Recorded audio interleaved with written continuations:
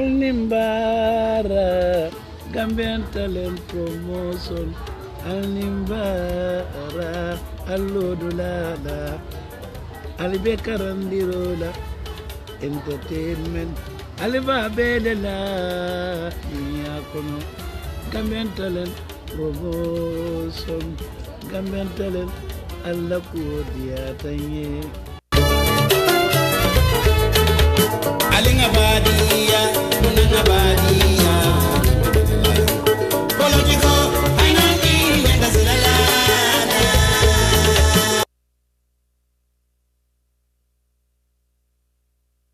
Naga Geseng Yang Ngonde Mamoi Ngotoe Julolo Fennaga Geseng Yang Ngonde Mamoi Fonde Ma Foydin Faloli Mindi Bali Dundi Sanyotilo Leboida Dinding Ifulantijan Gambia Talent Promotion al Fulantijan Itole Bejambe Nyato Gambia Talent Promotion Muntolle Tati Alingi Makoi Eka Gambia la londo le pus Nyato Niamo Gambia Talent Promotion wale Mandika Kamala ka Gambia la londo sama Nyato Ay wule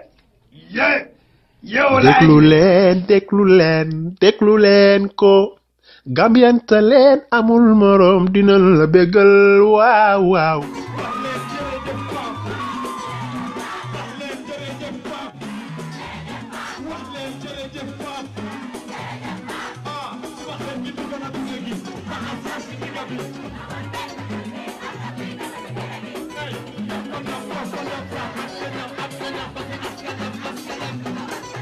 Hey yo, suma xet gi dugana gune gi faxas xaar si digga bi bëggul benn bu dut bi pa os kuy doba ci génn gi Gambian Talent Radio wala boobu Gambian Talent Radio di bëggee waaw promoting Gambia to the world man na ko hey toj fu kenn tojul def lu kenn deful su leen neexee na xoddi kapoor ñoo yéeg ak lu kenn jotul Gambian Talent up to any level better than the devil. Any beat that got mama like a baseline. The pre to treble. Paco, soon dole emul morta. Ken do you fit battle? Today nen bahal ñoo raw gas raw ketul. Ñam ñëw tegu ñu daw roof seen loxo setul. Ma pundal faxas bépp ñu daw laaxu seen loxo setul. Toj Gambie, toj Sénégal. Suy armée may général. Bi at may Macky Sall.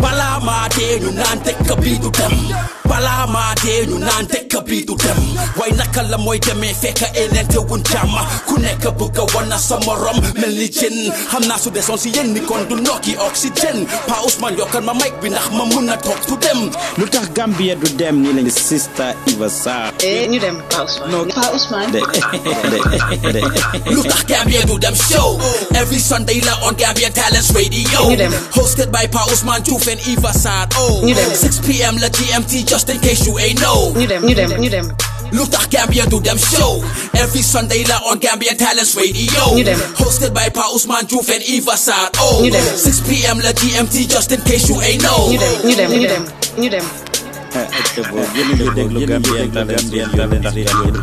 pare ñaanal Pa Ousmane lañ bokk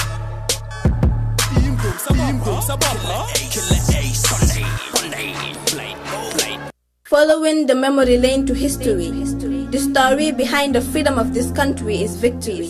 See, people say that this is the same country that bore the pain our children suffered in vain with their hands and legs bound by the chains that enslaved them, fought our way through the dark era of colonialism, held on farm and hoped for better days during those hard trying times when she was ruled by a dictator, a man who took over her, terrorized her children and left them in pieces from which they're still trying to recover. People say that Gambia is a peaceful place with an amazing culture, a nation so nice with a beautiful structure that it is home of legends with great legacies, home of icons what praise with the struggles of whom the red, white, blue, white and green flag was raised, a nation known for its peace, love and unity, inhabited by people blessed with beautiful smiles of humanity. See, I am not denying any of that, but see, Gambia is not everything people say it is. Do you know? Do you know that in the Gambia, corruption resides in the hearts of leaders? A place where politicians have plastic smiles fixed on their fake faces, utter sweet words, and trick people into believing they're nation builders. Instead, they're actors and two-faced cheaters. The majority of the young people in the Gambia are currently unemployed, even though they have the results, the degrees, the masters, and all other required papers, which is why a lot of Gambian youth embark on the risky journey of illegal migration, a journey that costs most of them their lives as they drown into that dream-crushing ocean. You see, instead of figuring out solutions to this problem, everybody is busy pointing fingers. The young people blaming the government for not creating employment opportunities, for not giving them a chance to prove their capabilities, and the government blaming the young people for their lack of diligence. See, Gambia being this boy Bujanga by high school and all of a sudden drops out because he can no longer cope with the school system which he believes is too tough. Mutokir, where si ay wajuram wala mudor de kampembeda. Morami guram bukoroba munako bro nakala, fajma fanjigi ataya wai. And when he's tired of this, he turns to the streets and earns himself a certificate in robbery, theft and drug abuse. Suparianan, de kabinehud, halis amut, chona biyaga na beligi jehud, mandal jisatu madara do them back way.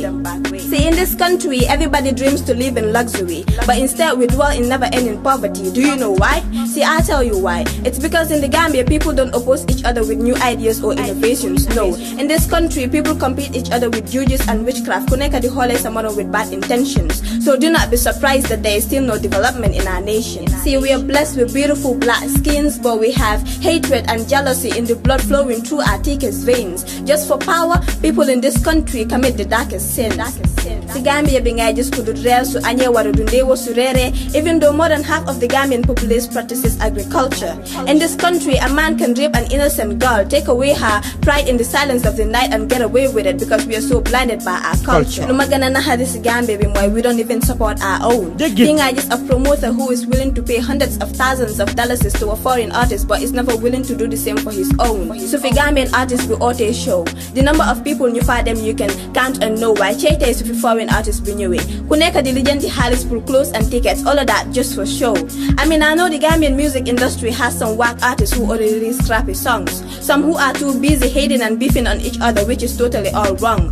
But there are a few good ones who are hardworking and have proven to be strong. So why can't we appreciate and support our own? Legi funit duga si deka bidega New Gambia. New Gambia amut. Something. There is no New Gambia. There is just a new government ruling over the old corrupt system, a system under which we are all victims. In this so-called New Gambia, everybody writes and says what they want and call it democracy. Well, I don't know if it's just me or everybody else is actually turning democracy. To the new government, we know y'all want to make our nation rise, turn it to a country that will take all by surprise. But see, even development comes with a price. We had voted for change once. Who says we can twice? Power of freedom. Good morning, good evening, good afternoon. Funyu waidi deglo ci ñenenti koñ aduna penko xarpo ngopo wala ngalando. You are listening to your favorite show, Lutakh Gambia du dem. Joge fi ci Gambian Talents Radio di len ko indil saa su nekk Pa Ousmane Diouf ak Iva Sarr di fi utu Sara Mbunda nak ni ma len ko waxe jambar dawli xare dafa daani dolem. Iva Sarr will join me in due course. Way mang len ay bëggee Gambia Lutakh du dem. Am man Pa Ousmane mi tok ma tax Gambia du dem. Yow mi di setan ya tax Gambia du dem ma. Suñuy njiit ñoo tax Gambia du dem. Wala kan moo tax Gambia du dem loolu la ñuy waxtaanee saa su nekk maa ngi leen ay bégal di leen dalal di leen tatagal fu ci waay nekk ci ñeenti koñi àdduna penku xarpa ngopp wala ngalandu maa ngi lay talal loxo di la nuyu buur suñ bokki pol yi ak jolaa yi xam naa ne seen caalit léegi tey mu jeex ndax léegi tey ñu génn ci weeri koor wi ñu ngi leen ay bàllu àq ci beneen yoon.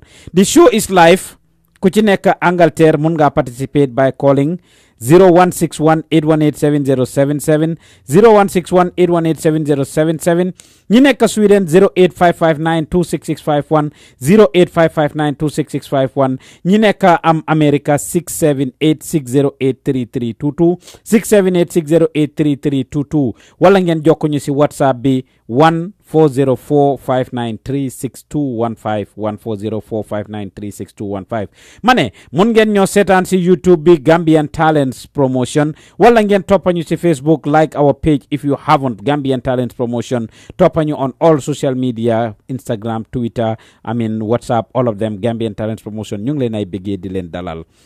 Suñu dëkka liñ war a lijjanti dafa bari, lu tax ba suñu réew di dem dafa bari.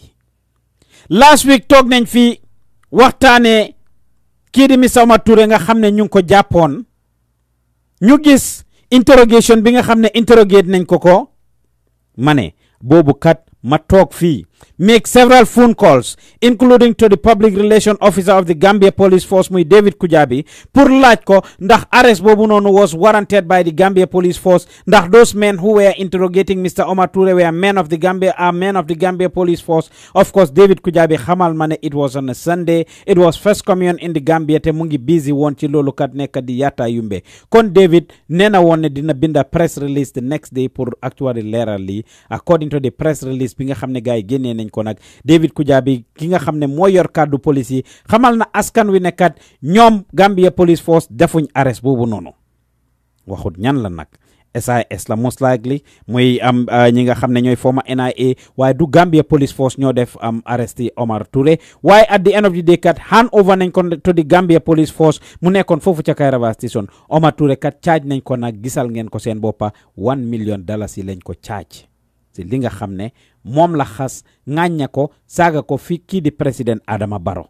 kon yéen a ko gisandooral seen boppa ma ne charge bi kat is it lawful? jéem nañoo lijjanti, jéem nañoo jokk ñu bari ñoo xam ne xam nañ dara ci constitution yi réew mi, seen xam-xam nàcc na ci constitution yi réew mi, ndax ci luwaayi réew mi la tegu wala teguut ci luwaayi réew mi. yàlla def na ni ma leen koy waxee saa su nekk ñun ñii di yëngatu ci media ci Gambia suñ biggest challenge mooy having access to information. jokko naa ku mel ni honorable Halifa Sallah pour wax ak moom ci yëf yi on air ngeen dégg ko ci njëkk ak teraanga ci yar ak teggin. Halifa Sallah neñu moom du mun a wax ci tànga bi noonu ak whatever the cases that would make him an informer te bugguta nekk informer. nañ ko contact to set up an appointment with him so that he can highlight or elaborate on this issue.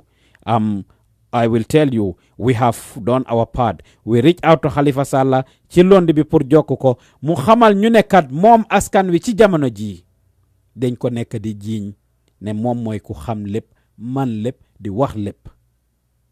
He cannot comment on every single issue that is going on in the country.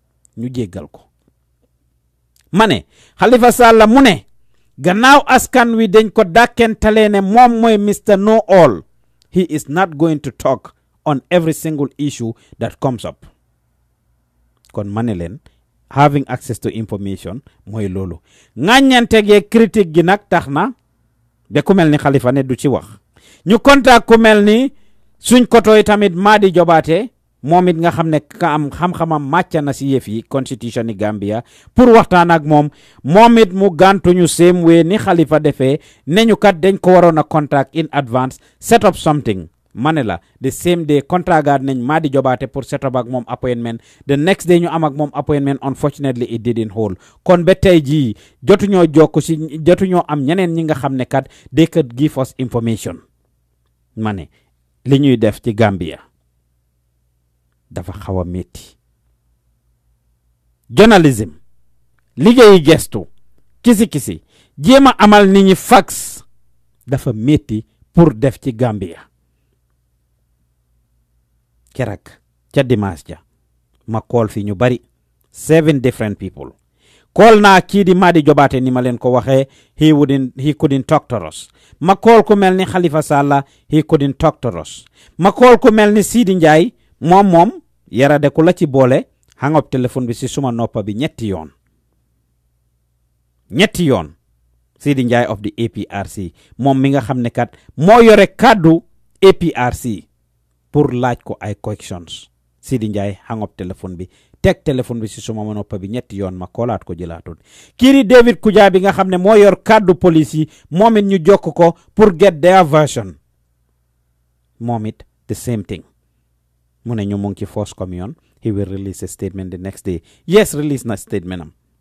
ma ne keneen kan lañ jokk woon keroog am kii di Fabakary Tombong Jatta of the APRC moom it ñu waxtaan ak moom ci affaire APRC saga bi nga xam ne mu ngi doon go on si diggante moom ak kii di Emeba ndax moom mooy njiiti APRC ndax Emeba mooy njiiti APRC loolu lañ doon waxtaan ak Fabakary Tombong Jatta ak affaire Omar Touré mi nga xam ne ñu ngi ko jàppa mu xamal ñu ne kat wax na ak former président Yaya Jammeh kooku ne ko du ko stop ci gannaawam kooku ko jël moom jiital ko def ko di leader of the party. ma ne ñu seetaat through other platforms si biir week bi tamit interview bi nga xam ne Emeba am na ko ak am de Fatu Network ak li nga xam ne moom la jot a wax foofu noonu am ñoom waa APRC ñu nekk ci Big Saga nag waaye li ñëpp di laajte suñ génnee ci affaire yi Omar Touré APRC lan moo tax ba tey jii former président Yaya Jammeh war a nekk di njiit kii dogal ci parti bi.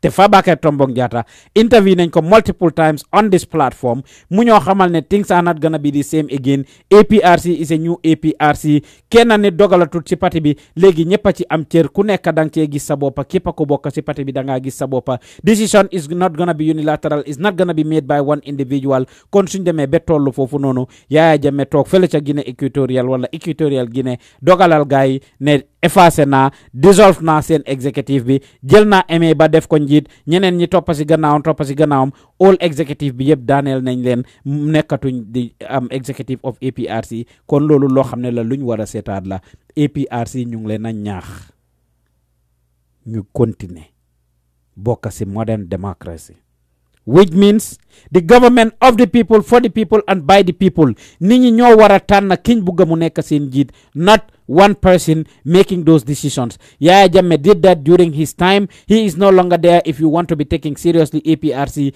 make sure leen ngeen commencé bokk ci modern democracy ngeen commencé make sure yéen ñi bokk ci parti bi ngeen a jëlal seen decision seen boppa instead of having one person to make this decision on your behalf. Lutakh Gambia du dem show la ñuy waxtaanee ma ne Fabakary Tombong Jatta was one person we contacted. Madi Cissé, National Assembly member for Serekunda, who is under the UDP ticket, moom it waxtaan ne ñoog moom keroog dégg ngeen li nga xam ne moom la ñu Madi wax mu condemn yu bari ma ne si biir week bi nag yu bari xew nañ ci duñ waxtaanee yëpp ndax mooy loolu am time bi mayit ñu ko am gannaaw bi nga xamee ne taxañ nañ loolu show boobu ñi ci jokkoog ñi ci waxal ak liñ ci wax ñun yëpp su ngeen demee si YouTube bi di ngeen ko mën a seetaan Gambian Talents Promotion ngeen a subscribe to rek and you will always see all our shows ngeen mun koo seetaan on your big screen that way you will be good to go kon ñu ngi leen ay bëggee bu baax a baax yéen ñi nga xam ne yéen ñuy seetaan mun ngeen ñoo jokkuy tamit si Wazi TV WAAZI Wazi TV su ngeen fa demee of course di ngeen mën a download the Wazi app mun ñoo seetaan through all your devices wala ngeen seetaan ñu seen main screen bi by subscribing for 1 year subscription about $119 wala boog ngeen def monthly subscription su ngeen subscribe to Wazi yéen a ngi jàppale Gambian Talents Promotion kon lii lu am solo la ñu ngi leen ay bëggee bu baax a baax di ngeen mën a seetaan that particular show nettali ci làmmeñi boromam duñ toog fii nii di tenka di waxtaanaat ci loolu noonu yëpp nga xam ne waxoon nañ ko lan moo xew ci biir week bi lan mooy xibaar yi lembe réew mi lan moo tax ba suñ dëkk du dem kanam yenn yi nga xam ne xew na ci réew mi nag ci biir week bi mooy di constitutional review committee bi nga xam ne set up nañ ko président Adama Barrow kat def ko muy li am solo muy ñi nga xam ne kat ñooy gestu affaire yi buggi réew mi di constitutional review keroog ci dimanche yi biñ fi toogee waxtaan ak yéen wax nañ leen fàttali leen lii nga xam ne am mooy affaire yi constitutional review committee bi ne leen pour yenn yi war a mun a am foog ñu wecci luwaay yi réew mi ndax constitution yi Gambia luwaay yi ci nekkoon yi protectoon président Yaya Jammeh yi protectoon liggéeykati nguur gi yi protectoon nguur gi ba tey jii all of these things ñoo fa nekk li daan woon ci kaw citizens yi li xañoon citizens yi seen right rawatina bindakat yeeg waxkat yeeg affaire yi media ak ñoom seen yépp ñu ngi fa ba tey kon nguuri président Adama Barrow lépp luñ def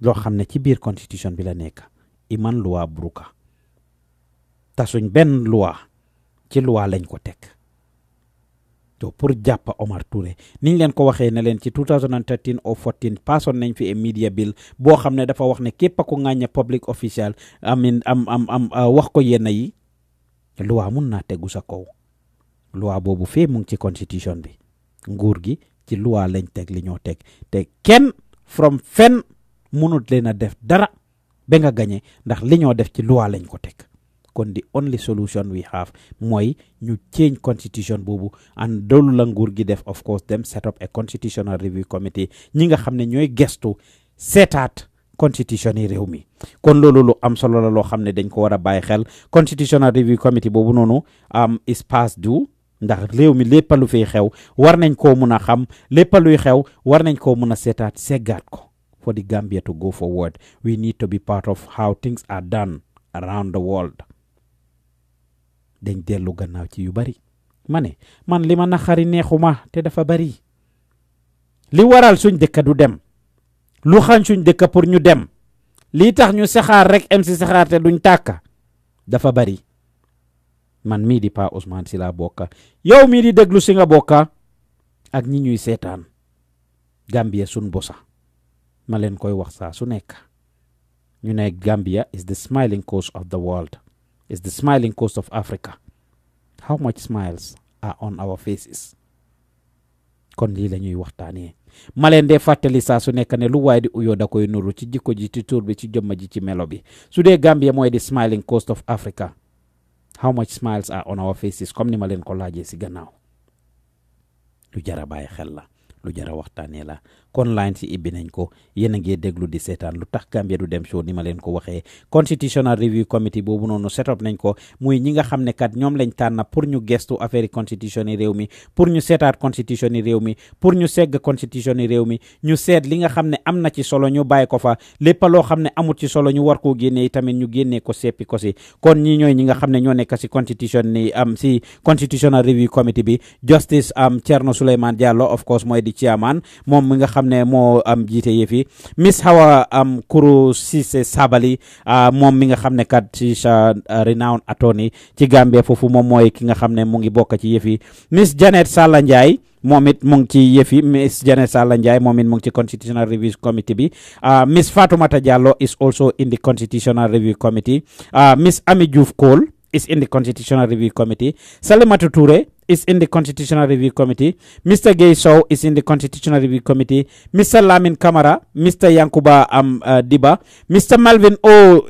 George mu ngi ci ak Mr. Yankuba Manjang ñi ñooy ñi nga xam ne ñu ngi ci constitutional review committee of the Gambia bi nga xamee ne set up nañ ko ak tey muy li am solo ñu leen a ndokkale di am yaakaar si ñoom di fuuglu di séentu di am yaakaar di xalaat ne duñ tas yaakaari Gambian si ma ne ñu ngi am yaakaar ne ñoom kat duñ tas am yaakaari Gambian si lii nga xam ne jox nañ leen ko lii nga xam ne sant nañ leen ko lii nga xam ne sas nañ leen ko kat gaay dinañ ci def liggéey bu rafet ma ne di ndokkale jigéen ñi nga xam ne ñu ngi ci bokka ndax liggéey bi du liggéey bu ndaw suñ jëlee fukki nit ak benn tànn leen li romba xaaj gi yépp nekk ay jigéen loolu is a step in the right direction kon jigéen ñi bokk ci ñu ngi leen a ndokkale di leen am yaakaar si ñoom di foog ne dinañ def liggéey bu rafet ma ne nekkul ne ay jigéen rek a si nekk ay ndaw ñu ngi ci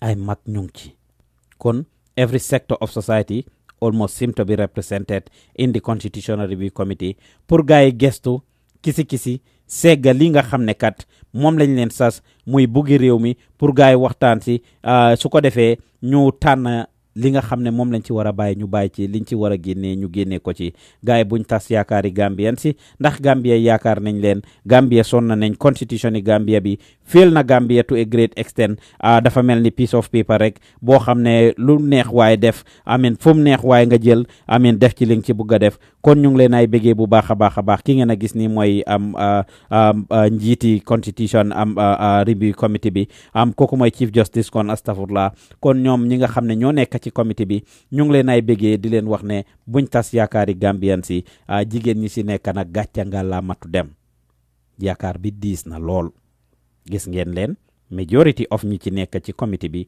they are women youth si are represented a cross section of society is represented in the constitutional review committee we can't wait for them to finish this constitution bu ees ñu dem referendum su ko defee Gambia am constitution bu ees boo xam ne kat will be the birth of the new Gambia nga xam ne dinañ fa def term limit président Adama Barrow bi mu ko wax na ne moom kat he is ready pour actually doxal term limit foog na ne time limit lu am solo la loolu it ñu ngi ko see rafetlu bu baax a baax moom président Adama Barrow di ko ci ndokkale for recognizing that and bi mu em ci wax ko rek na ko jëfee ñu gis li nga xam ne moom la am wax mu koy jëfee comme ni ma koy waxee yëf yi buñ em si wax rek it should be about time we hold our leaders accountable of their actions. It's about time we hold them accountable. kon ñuy ndokkale ñi nga xam ne ñoo nekk ci constitutional review committee boobu noonu di leen gàcca ngàllaamal di leen wax ne yéen a ngi déglu di seetaan lu tax Gambia du dem soo jógee fii ci Gambian Talents Radio Pa Ousmane Diouf nekkaloon leen ci gannaaw microphone bi rek nii lañ koy defee saa su nekk kon duñ def dara du ñu continuer ci suñ show proper bi lan moo tax Gambia du dem tey jii réeréewu leen mbir ne ci semaine biñ nekk nii lundi am na benn xale bu génn àdduna ki ñuy ooyee Haruna astafurla ki ñuy ooyee Dominique Mendy jógee ci dëkk bi ñuy waxtaanee ne muy dëkk boo xam ne ñu bari xamuñ ko woon ñu bari duñ ko daan dégg mu nekk ci Kombo South moom xale bi kat bim génnee àdduna ñu war koo suul ñu ne dañ ko tere pour ñu suul ko fan lañ tere pour ñu suul ko ci bàmmeli christian si bàmmeli njaago yi nga xam ne moo nekk ci dëkk bi mu dëkk moom muy am tànneene coow li ne kur ci loolu mu ngi nii ngeen jàkkaarloot ki mooy ki nga xam ne réer na muy Dominique réer na lundi talaata àllarba alxemes ajjuma ba démb ci samedi ji lañ ko mun a suul ñu ne lan moo waral loolu lan moo waral Dominique munuñ koo suul coow li ne kursi loolu Facebook bi takar naa si ñu ne dafa am laan boo xam ne foofu mooy bàmmeli manjaago yi dëkkee ci Tànneene bàmmel boobu noonu nga xam ne suul nañ fa seeni nit ki ñuy wax Sidi moo ko jël moomal ko boppam ne moom laan bi te dafa war a nekk bàmmel ma ne mu tax ñu bari ci yéen génna waxtaanee lii di affaire yi yëf yi ñu bari condemn ko te fekka dégguñ xamuñ foofu nag luñ leen fay wax rek di fàttali mooy ne Gambian si nañ leen bàyyi dégg tel ne matt gi damm na ma ne nañ leen bàyyi dégg tel rek ne matt gi damm na ndax at the end of the day we have a responsibility pour doxal dëgg we have a responsibility to find out facts we have a responsibility to know and give accurate information without people knowing ñu bari jóg nañ rek dégg just because for a newspaper ñoo break the news binda ko some media houses picked it up even before facts came out even before they were spoken to am na ñu bari nag ñoo xam ne ñu ngi doon kaas ñu bari ñoo xam ne ñu ngi doon wax waaye li ñuy wax dañ ko war a xam kon kii di Sidu moom mi nga xam ne kat moom laan bi supposedly coow laa ngi ne woon kur gaay di dem back and forward fan yi yëpp passé gaay yaa ngi dem back and forward Ministry of Lands were involved in the deal in the process wow Ministry of Fisheries are involved in the process Supreme Islamic Council are involved in the process the Gambia Christian Council are involved in the process community elders yi Kombo South yëpp are interested in the involved in the process of land dispute bi ma ne suñ mbokki manjaago yi jàppane suñ mbokki soose yi dañ nekk di jël advantage of them foofu ca Tànneene ñu ne process bi kat yàgg na ñu ne process bi yàgg na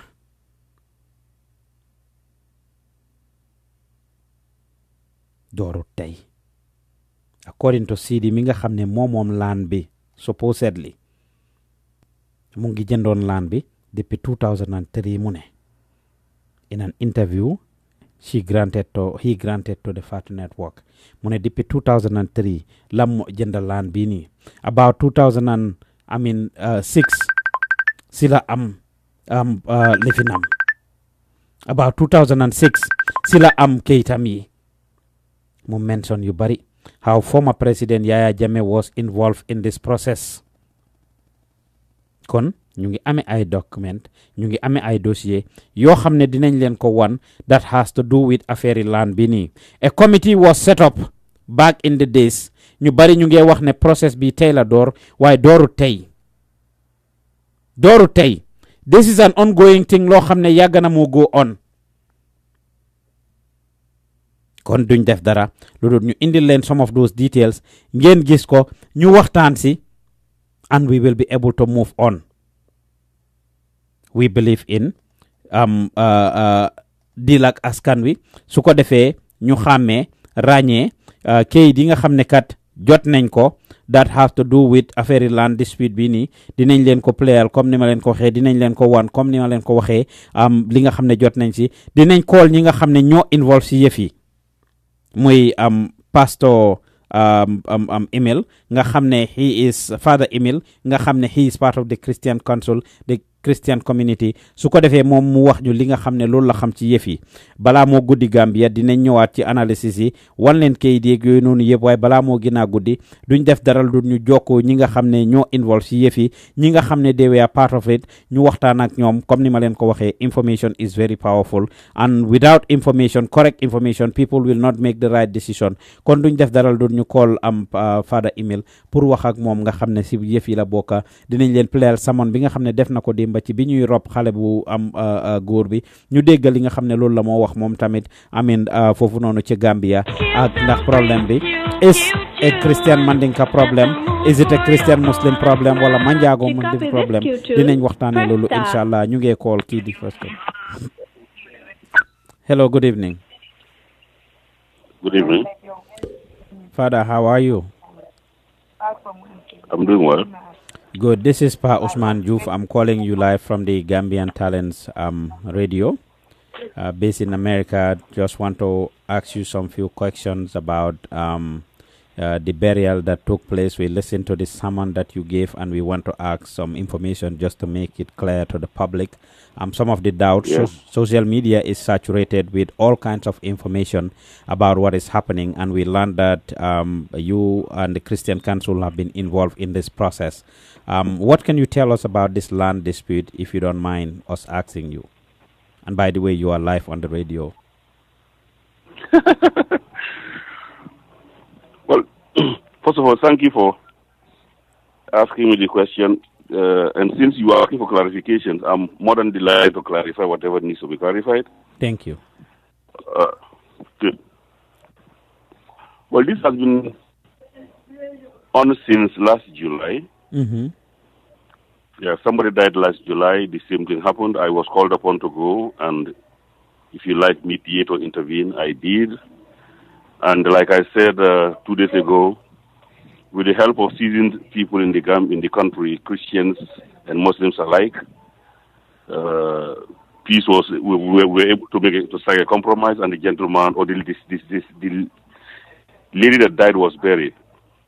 To my surprise, this happened again, and like I said, last Monday, Mm-hmm. I didn't go to work. I was tired because we had first communion on Sunday. Mm-hmm. At about 11 in the morning, I was in my room and two gentlemen came and knocked at my door. I opened and realized that again my two brothers from the community of Tanene. Mm-hmm. And they came to inform me that again they have another problem of somebody dying, and because the cemetery was sold or has been sold to somebody and the person has fenced it off, Mm-hmm. they had no access to the cemetery. Mm-hmm. So they keep to talk to me, and I said, well, I didn't work today, but all the same, I will contact people that I think that I can talk to and be of help, which I did. Mm-hmm. Then so it all from there. Mm-hmm. But to my greatest surprise, Mm-hmm. when they went on Tuesday to dig the grave, Mm-hmm. I understand word was sent, or an order came, or even it came from Brikama Police Mm-hmm. Station to and the PIU were sent. They went there and they tear gassed. That was the most unfortunate thing, and that's in all sincerity, is what is spinning me even as I'm talking to you. They tear gassed them and beat them and arrested 10 of them and put them to the cells in Brikama. Mm-hmm. And we had to intervene by contacting this one, contacting that one.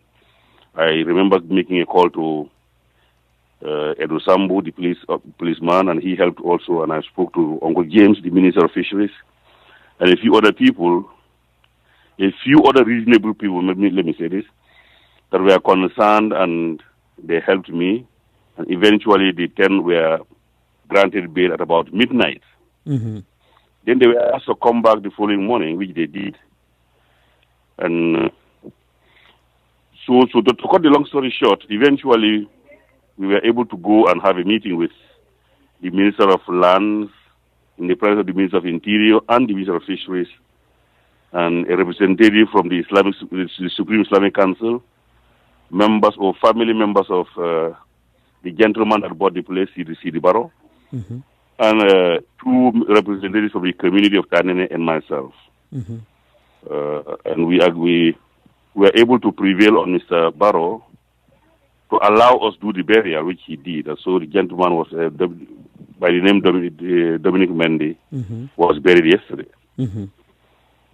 Okay. Yeah, but from the look of, like I said, mm-hmm. just a minute, if we go by documentation to say, well, there are 3 ways one can claim to own a place. Either you bought it, mm-hmm. you inherited it, or it was given to you. Mm-hmm. Now, in the case of CD, because he has documents, papers to say he bought it, mm-hmm. and authentic papers to that effect, that was why we said, well, if we go by papers, yes, you own the place. But before buying the place, was it not being used as a cemetery? That's the question. That, for me, is the contention. I, in my right mind, cannot imagine any human being, reasonable as he is, buying a cemetery to make it either an orchard or a garden or even a dwelling place. Okay, Father, CD was interviewed by some other media houses, and he did mention that the place has never been a cemetery. They started using it as a cemetery after he bought it, and he did mention the names. I mean, the few people that were buried, and they were buried after he purchased the place, and he had told them not to do it, but they just went ahead and do it because it was the regime of the former president, and he was being, whenever he reported the matter to the police told him that they had directives coming from the top that he can do it, and there was nothing he could do. He has involved the chief as well as the police and the governors of West Coast region. What can you tell us about that, or what is your reaction to that? You know, we live in an era where records are very, very important. Mm-hmm. When I myself asked him the question, mm-hmm. When we are talking, I came to realize that we are even related. We are related because he is married to a relative of mine. So in a way, I'm his in-law, and we all joked about it and laughed. Mm-hmm. But if we go by records, there is somebody buried there, and it's written there on the grave itself. The person was buried in 1998. Mm-hmm. It's 1998, 2 years ago. No, he said he bought it in 2003. Just let me explain. Yeah, you're asking me to clarify. Mm-hmm. I became a priest in 1997. Today I'm 20 years a priest. Mm-hmm. When he bought the place, it's not 20 years ago. Yeah, that's what I was telling you, that he said he bought it in 2003. So 1998 is about how many years? About 5 years prior to, 6 years. 19, exactly. Mm-hmm. 6 years prior to this thing. Okay. So do you have an idea of when the Tanene community started using this as a graveyard, and who gave it to them? Do you know the history of the graveyard and who gave it to them? The community of Tanene, mm-hmm. If you like, they are hosts in Gunjur at the Barokunda family. Uh-huh. That's what we are told. Uh-huh. And apparently it's a grandparent of CD that allocated that place to them. Mm-hmm. Now, you know much as I do, mm-hmm. if it is not in today's generation, mm-hmm. all the villages in that part of the country, mm-hmm. nobody can ever tell me our cemetery we have leased a cemetery. Mm-hmm. And nobody would in his or her right mind will come to me and tell me, Father, here is the document to show that this is our cemetery. We are allocated. We all settle in places, and the community decides where to use what land to use as a cemetery. Yeah, it is true that in those days there are different ethnic groups that bury people differently. There are some that would want if for instance, when my grandfather was dying, he determined where he should be buried. And it's not only within the Manjagos or the Jolas or the Carolingas. Every ethnic group does that.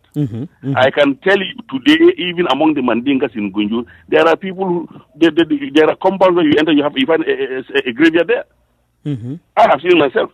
So it's not, people should be ready to speak the truth. And like I said, we are going to be judged by history, so we should stand for the truth. The place was being used as a cemetery even before I was born. I am 52 years old today. I am 52 years old today.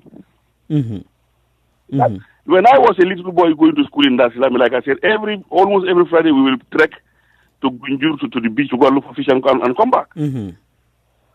And even at that age, when I was in primary school, we realized that was a cemetery.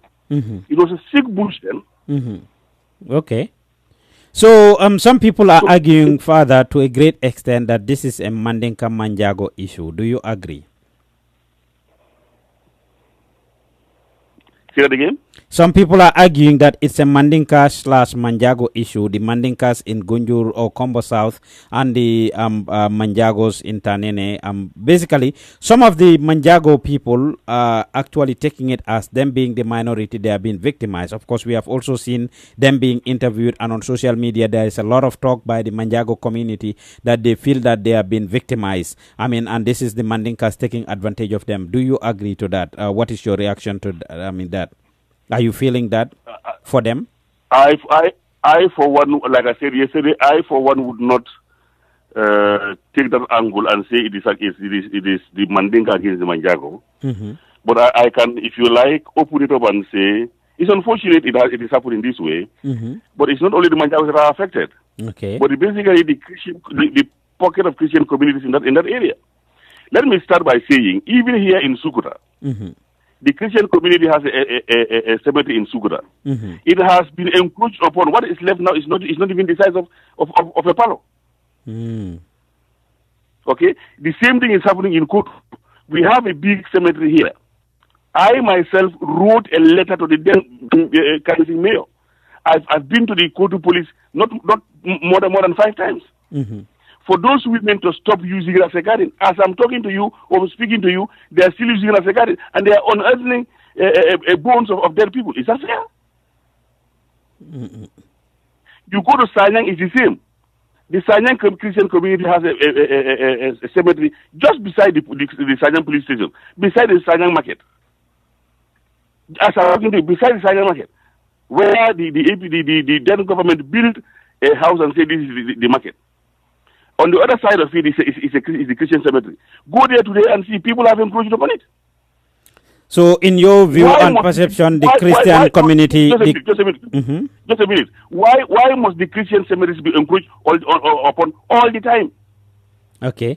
But who are the people selling these lands or giving it to the people that are claiming ownership of it now by having documented? Who are the people behind this? Do you know? Well, every sane person can only conclude that it is the authorities in those communities. Because if an authority can come stand today and say, meaning you are just coming, how on earth can you use such a statement? So they gave the land. So in other words, is it that they gave the land and they are now taking it back to sell it? Is that what it is? Is it the same people who gave those lands, or their ancestors gave it? No. Yeah, exactly. They claim that their ancestors gave those lands to those people, to the Manjagos or whatever Christian community is there. And they are, well, because development now is Kombo South oriented, everybody wants to have to sell land, to have land to sell. Yeah, I mean, that's the unfortunate thing. So you, in your view, it is the Christian community that is being taken advantage of here. Exactly, my dear brother. So not the Manjagos per se. It's not a Manjago Mandinka thing, but the Christian community. Well, it is unfortunate. It's rather unfortunate that it's starting with the Manjagos, but it's not the Manjagos alone. Okay. So when you guys had this meeting with those ministers, the Islamic Council and the like, what was the verdict and who made the verdict? The appeal was made on to CD or Mr. Barrow to say, please use reason. We are dealing with life. We all come from this earth and we are going to go back to this earth. And I was so happy the representative from the Supreme Islamic Council was able to speak to the CD in a language that CD could understand. And he agreed that we should go and bury the gentleman in there. Okay. But to my utter surprise, when I went, I was told when the people of the ministry, the Ministry of Lands, went to to demarcate the place and show us where to bury, they gave us 20 by 35. Okay. So why did you guys accept that 20 by 35 if you guys think you own the place? Why did you accept it? Because we are hearing our concern is to bury a dead man. Okay. We cannot keep arguing and begging and doing this when the man is there and the family, first of all, like I said, the family was bereaved. And there is nothing more painful than having a dead brother or a dead and yet not knowing when to bury and where to bury. Yeah, but Pastor CD has also argued that the people of Tanene actually have another site, a big land, a mighty land, he called it. I mean, where they can bury their dead. So why this particular land? He said he made a lot of investment in it. He fenced the place, and we have seen the clips of the place being fenced. It's 100 by 115, plot of land. So he's saying that they have another land, a very mighty land for that matter, that they can use to do their burial. So why are they insisting, or why is the community insisting on this particular land? Well, I wouldn't know why the community is insisting, but all I can tell you is, why allocate me a cemetery when I have a cemetery? So is it true that they have another cemetery, that is a huge land, as he's saying? Do you know anything about that cemetery? That is the land of somebody in the community. It's like this. I have a problem, and you are now telling me to solve my problem, I must go and take my brother's land. Is that the solution to it? No, but he said that land was allocated to them. According to CD, that land was allocated to them for them to use as a cemetery. Allocated by who? That's somebody's land. Okay. You don't. Whoever came took the land from. Identified the land of somebody in the community, asked them to use it. Is that fair? Okay. Okay. Now, we are Christians, and I was so proud or happy that even at that meeting, an elderly person was trying to make it clear to him to say, Christians have a different way of worship, of honoring the dead. And they always go there time and again to pray for them. So for them to leave this one and go somewhere is difficult, which is the truth. Okay, Pastor, knowing that CD has invested a lot in this land, is there any way that the Christian community can probably raise money to actually compensate CD for his investment so that they can have access to this land, since he's invested a lot into it? Of course, nobody will question the fact that this is an issue of death and life and death. It's an issue of a cemetery and all of that. And in anybody's right state of mind should not be arguing or going after this. But knowing the amount of investment he put into it, will the Christian community be able to raise money through any means to actually compensate CD so that he can give up his rights and his ownership of the land to actually the community, if the investment is his problem? Well, I can only say yes or no if I know what his angle or position is to that question. So probably you would need to ask him the question first. If he gives an answer, Then he was asked. I told you he had some interviews yesterday, and he said this in the interview. Fatu Kamara asked him, and he said that if he's compensated, depending on how much he's compensated, I mean, because he's invested a lot into this thing, the land is being fenced, he had it for years, the value of the land. So if he asks for, let's say, $2 million or $1 million, will the Christian community be willing or be in a position to actually give him that just to have access to the land? Well, I would love to give my response to CD himself if he says that to me. Okay. Yeah. Well, I didn't hear from him, and I was with him on that day of the meeting, and even after the meeting, we spoke. We exchanged calls and we spoke. So now the 20 by 35 that you guys are given, I mean, you believe that is not enough? Absolutely, it's not enough. So what are you guys going to do about it now? About that, it's not enough, and you don't like the fact that it's given to you. Almost none of the members of the Christian community likes it. So what are you guys going to do about it now? Are you just going to take it and just continue using it, or are you going to get pursue it through other legal means or whatever? No, we don't want to go to any legal means, but we will continue to use diplomacy and talk as, we are law-abiding people, and we would love to continue being law-abiding people. So you see, any moment, anytime you use legal means against a neighbor, you sour your relationship with the person for life. And we don't want that. We don't want that. We've been good neighbors and we've been good friends. We are all interrelated. So and that was more reason why I said I came to realize that I'm even an in-law to him. Okay. And so that being the case now, this is a very delicate... Sorry? I say this is a very delicate issue. And it has a potential to cause tribal, religious, or civil war in the Gambia. Do you agree? The way this land issue is going on in Gambia right now, especially with this new dispensation and the way people are acting. Do you believe that there is a potential for a tribal, religious, or civil war because of these things? Of course, I do. I do. And that is the more reason why, in the presence of the three ministers that were present at the meeting, I condemned the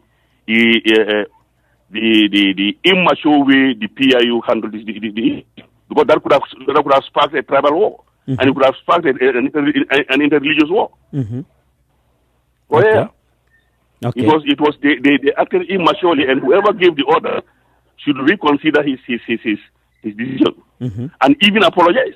Okay. So what we are right? Those Manjagos are rightful citizens of this country. We are all rightful. We all pay tax in this country. We all do all that any law-abiding citizen does in this country. Why must we be taken advantage of? Okay. Yeah. Now, what are you going to do to prevent that? You are a religious leader and you have following and your segregation. I mean, listen to you. What are you going to do to prevent this? Certainly, we will be the last to ever talk to people to be violent or to use any other means. The only way we will ever continue, so we will ever react in any different way if we are provoked to the last. But as it is, for now, we are going to talk to our people as we were talking to them during the past 22 years to still be calm and remain law-abiding. This is an incident that we believe we can take up even to the highest authority. Okay. What do you think is the role of the government? What role can the government play in taking care of this or resolving this matter? Well, the government can come in and resolve the matter. How? By standing for the truth. Okay. And what is the truth? Like the Minister of Lands appealed to him and said, please cede some part of the cemetery to the Christian community, we will compensate you. Okay? Equally, they can compensate it by giving him a different place. Giving a different place. The matter will be laid to rest. Okay, so give CD let CD give up the whole land and let them give him a completely different place. That's what you think should be done. Yeah. Well, All right. That's a good a fair analysis. Sorry? I say that's a good and fair analysis. Now, a lot of people are watching you from around the world or listening to you from around the world. What would be your message to the Gambians? or anybody that is watching and listening to you now, regardless of their tribe, their religion, their faith, or whatever? What is your message? My message to Gambia is we are an example of inter-religious tolerance in the sub-region, in Africa, wherever we go. People admire us for being so tolerant to each other and for having lived together, Christians and Muslims and other faiths, without any problem. And that for us as Christians is something that we should continue to guard jealously and not allow any other thing to come and destroy that. You know, we've been together since the inception of this country. I always say to people, I may be young, but the Gambia is a country where, if you like, people have left other places, other countries to come and meet. If you are looking if you come to the Gambia, there are people from Senegal, people from Mali, people from Guinea-Bissau, people from the Casamas, people from all other countries that have come to build the Gambia. And no wonder we accept each other easily. So we should guard that and guard it jealously. I mean, if we are calling the Gambia now a new Gambia, it's a question of changing attitudes and perceptions. Okay. The xenophobic attitude of saying, I own this place, you are coming, you don't own. No, that's a thing of the past. It should be. Okay. Father, I want you to clarify this. If you say this is an intrusion to the Christian community, who is intruding? Because we titled it as, earlier Mandinkas and Manjagos. Some people are saying that is not the case. It's between the Manjagos and a particular family. But you said it is against the Christian community. So who is actually taking advantage of the Christian community here, in your view? I had given you instances and I stated places where cemeteries have been encroached upon. So are you saying it's the Mandinkas that are taking advantage of the Christian community? Just want it to be clear. No. As I've told you, I don't want to go on ethnic lines. So is it the Muslims that are taking advantage of the Christians? Want it to be clear. It is particular, if you like, if you use the local term, particular kabilos. Okay. Yeah. So which kabilo, can you give us example of those kabilos? I just want this to be clear.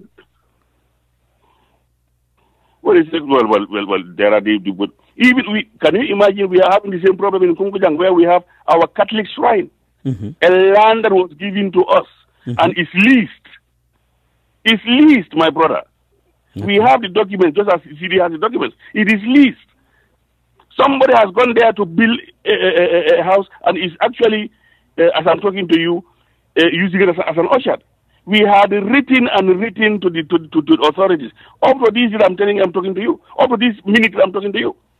Nothing is being done. They only came and broke a wall of, say, 5 meters.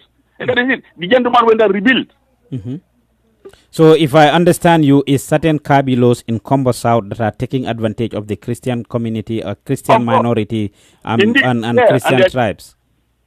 Yes. Because in Natale, because it all munala right? Like you said, it all munala that's why they have been taking advantage of. Okay. I guess that is clear. I mean, thank you very much, Pastor. We appreciate you coming. I mean, you have any last words you want to, share with our followers or listeners? My last word is to pray that this thing is laid to rest amicably, and we all continue to live as brothers and sisters. For me, that is what is important. The Gambia belongs to all of us. We came to find a land here, and we are going to go out and live it here. Nobody. We in our Christian theology, we are told we are born naked, and we leave the world naked. You know, naked I came, I will go back. Thank you very much. Yeah. Thank you very much, Wonderful. Pastor. We appreciate your you talking to us. You're welcome. That is Pastor Emil, of course, the pastor that was representing the Christian community, the Christian Council and the family. Mom lañ doon waxal noonu dégg ngeen li nga xam ne moom la jot a wax.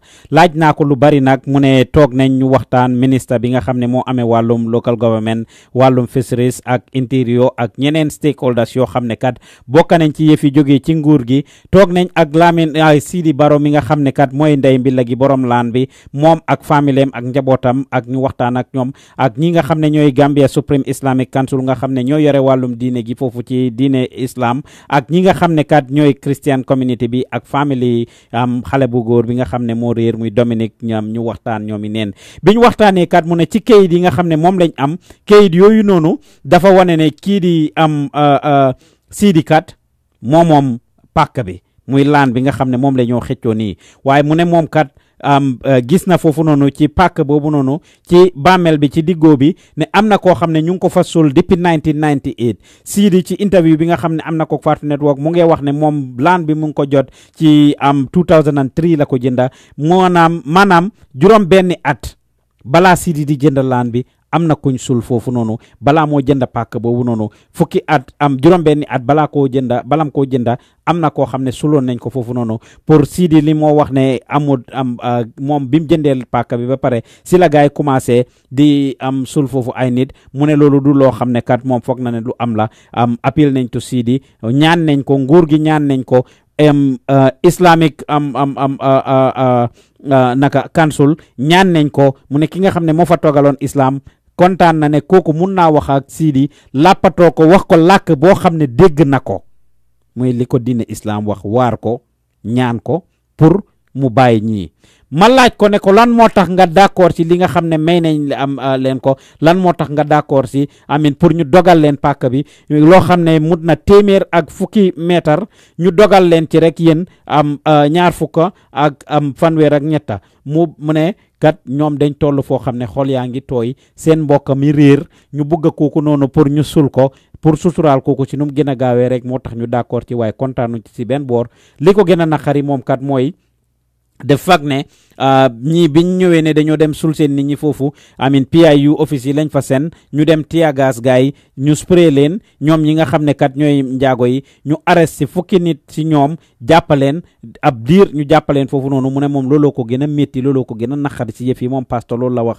kontaanul ci nguur gi daal ak ni nga xam ne noonu lañ doxalee loolu muy PIU office bi nga xam ne noonu lañ doxalee loolu ma laaj ko ci mujjanteeli programme bi ne ko ñu bari ñu ngi wax ne kat ndax gis naa yéen a ngi binda ñii ne lii du diggante soose yeeg njaago yi lii kat diggante benn famille la rek muy Sidi's family Sidi Baro family ak njaago yi moom mu ne kat dàq na loolu ci moom gis-gisam kat christian yi nga xam ne ñoo dëkkee boor boobu ci Kombo South ñoom ñi nga xam ne kat ñooy ñi ñëw mu ne ñooñu la ñuy xeex ndax am na ci kenn ci njiiti kaabilo yi mu ne lii xeex la boo xam ne njiiti kaabilo yi muy njiiti gox yi wala waa gox yi ak christian si waa gox yi nekkee foofu ñooy xeex christian si dëkkee boor boobu noonu mu ne ndax kenn si ñooñu daf leen wax ne yéen da ngeen ñëw yéen dañ leen xejal gannaaw dañ leen wax ne yéen dañ leen xejal yéen da ngeen ñëw moo tax mu ne gox yooyu kat ñoo nekk di xeex mu ngee ñaax nguur gi kat ne ma ne ko lan nga foog ne mooy saafara lii mu ne na nguur gi lan la ci nguur gi mun a def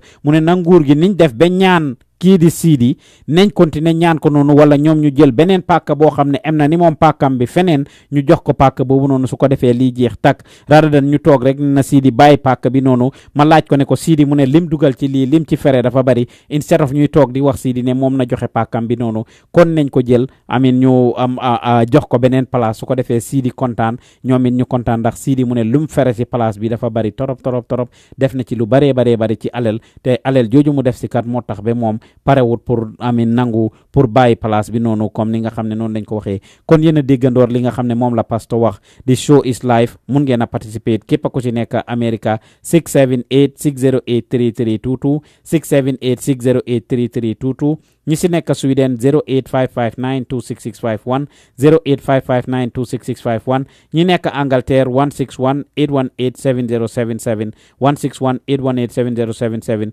wala ngeen jokkuñu si WhatsApp bi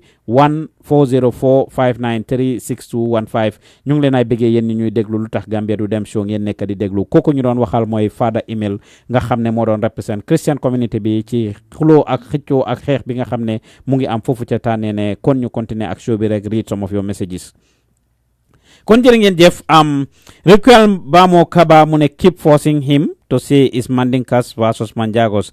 Bilai, you guys just hate for no reason. We love Manjagos more than anyone. Demba Jaju Mune Pa, this thing is everybody. Not that pa, this thing's everybody. No, that is not good. Ramatlai Job mune, this is confusing for real. Princess Senyon Baji mune, oh sorry, my hand touched this os. Jerejef Musa Damfa mune, Pa Usman, this matter looks complex, and more I listen to interviews, the complicated the issue becomes. My opinion of resolving this problem is to trace the history way back to the one who sold the land to CD. How about that? Trying to resolve the problem by forcing on CD alone would be next to impossible.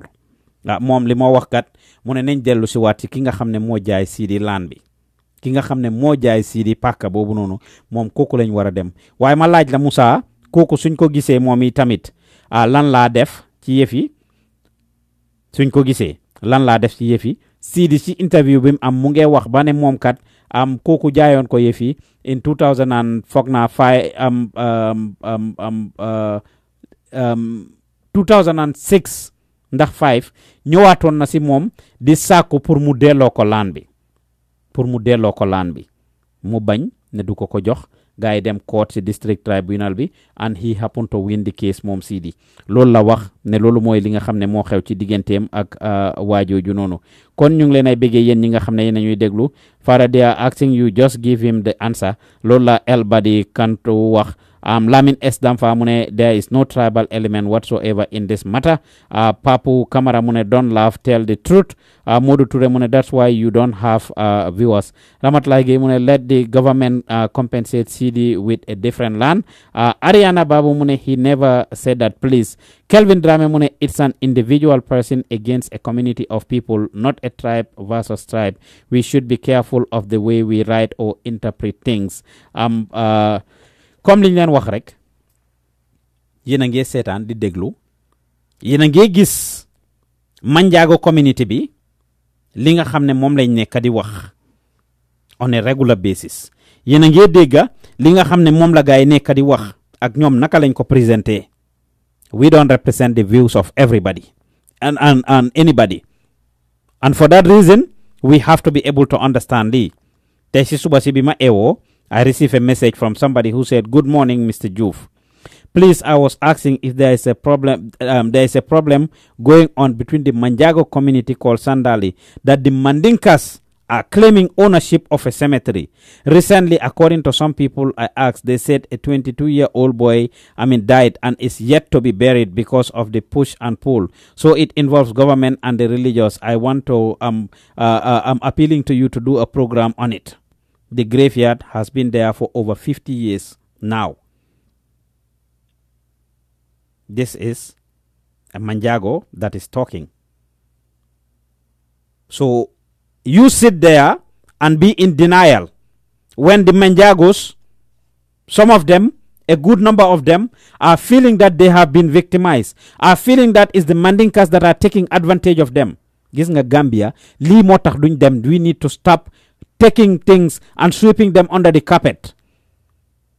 If you are not affected, you are not affected. If you are not involved, you are not involved.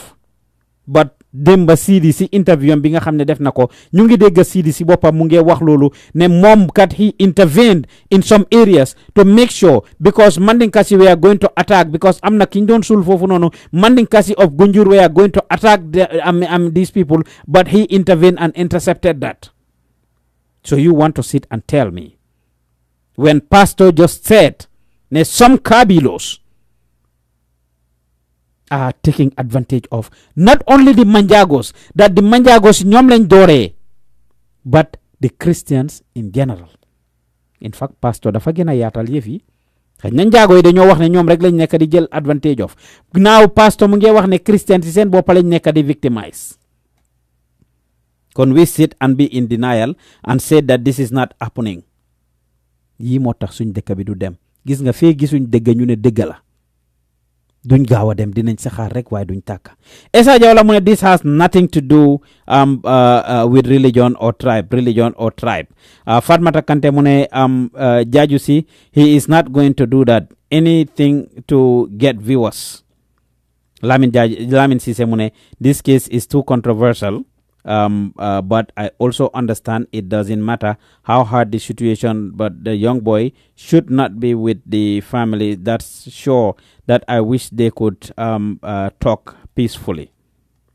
Sehu Jaju Simune Gambian Talents, I have completely disagree with your statement. Land dispute between Mandinkas and Manjagos. This is between a family and certain community.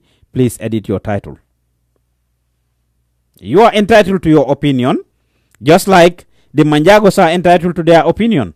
They are thinking and believing that it is between the Mandinkas and the Manjagos, that it is the Manjagos that are the Mandinkas that are taking advantage of them. Now, I just read a statement to you guys. Let us be in denial and say it is not between the Mandinkas and the Manjagos. Fe ñu ngi continue di def li nak suñ dëkk du dem kanam. Is it right to do? Did it?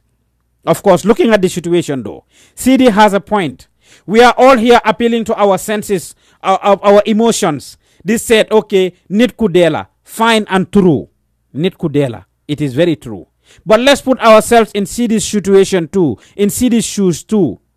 Ndax su doon yow la nga am sa yaakaar jël xaalis bu bari dugal ko si place jënda ko xaalis ak bakken duñ ko emale de. I'll be quick to say that, and I'm not defending or taking sides with CD by any means, but he is also in a very funny situation. And yes, if he is compensated through other means, government bi ñoo mëna strategize li ñoo ci mëna taxaw. Dégg ngeen ma push fada laaj ko ne ko ndax Christian community bi dinañ mëna jël xaalis ñu jëndal land bi from CD. Su fekkee ne soxal na leen noonu, su fekkee ne jaral na leen ko noonu, because Sidi mu ngi wax ne gaay am nañ beneen place bu ñu leen jox. Kon lu tax ñu nga ko ci place bi, lu tax ñu ngoy ci place bi, lu tax ñu jàppa ci place bi ne fii la or nowhere. Su fekkee ne jaral na leen ko noonu, ndax dinañ mun a jël xaalis ñu jox ko Sidi pour moom mu ñu compensate ko. Because the reality is ku munoon a nekk si ñun nag nga invest that much money, whether ki la ko jaay wax na la or not is a different story, te dinaa ñëw ci loolu. Gis nga suñ alkaali yi ak suñ chief yi ak village heads yi ak community elders yi ñoo nekk di backbone of this problem, ñoo nekk di cause of this problem. ñoom la, they are the cause of this problem. Land dispute dafa bari ci Gambia, muy Kombo South, muy Kombo North ak other places fi nga xam ne moo xew ci jamono ji. This is not a joke. Dinaa leen wan something léegi nii su ko defee ñu xàmmee ràññee. Man suma boppa I have a plot of land ci dëkk bi ñoo wax Babylon foofu ci Kombo, and I will show you those images right now. Land boo xam ne dama ko jënda depuis 2010. I went to Gambia last year. Suma jëmi boppa bi ma demee Gambia, what did I find out? At the end of the day, place bi nga xam ne man dama ko jënda, I paid money for it. ñu ne diggante Babylon ak naka la beneen dëkk bi tudda sax Makumbaya. ñi dëkkee boor boobu xam nañ ci dara. Makumbaya people were given the rights pour ñu moom place bi, te ki nga xam ne mooma jaay place bi, this is my land right here. This land belongs to, I bought this. I have my documents and everything yoo xam ne maa ko jëndal, legal documents man suma boppa. I went to Gambia last year and I found buildings being put here. I put a slope fii nii only to come ma ñëw fekk li nga xam ne man dama ko sampa foofu noonu, ma ñëw fekk fa yeneen lifin yoo xam ne ñu ngi ko def foofu noonu. Duma ko sax tayalee, maa ngi nii di leen ko wan. This plot that you guys are seeing right there, benn slope laa defoon fii nii bi ma ko jëndee. Put some pegs on there only to go back there and found somebody else building there. Barki dem boo njaay lañ ma mujjee wax ne, of course it's been divided into 3 pieces now. Land bi is divided into 3 pieces. This is my plot. Man mi suma plot moo nekk nii boo xam ne I actually own this plot. I paid for it in full back in the days. Yen said man ma bil fa suma néeg, am ko ñëw bil foofu 3 other living. You can see this building. This is mine right there. This first one ngeen a gis nii, I am the one that put my thing foofu noonu. Man ma bil bii nii, boromam ñëw yokka si yeneen ñetti néeg. This is my own plot that nobody tells me. This is my stuff. loo xam ne dama ko fay cash depuis 2010 ba tey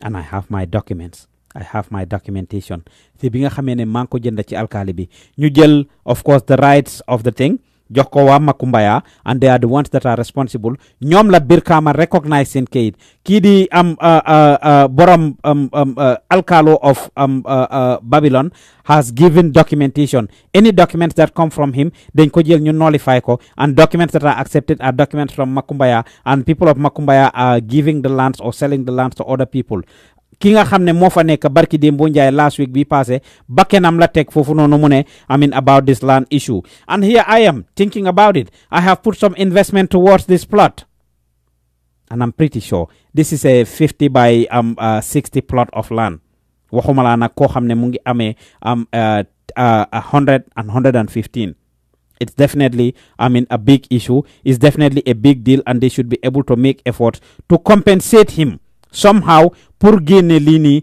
pour bàyyi li nga xam ne mooy go on it's rather unfortunate ne these things are happening in Gambia left and right day in and out every day ñu ngi gis li nga xam ne mooy xew fii nii si land issues yi so alkaali yi borom dëkk yi ak nguur gi dañ am cër si lii former président Yaya Jammeh moom mi fa nekkoon did a lot of things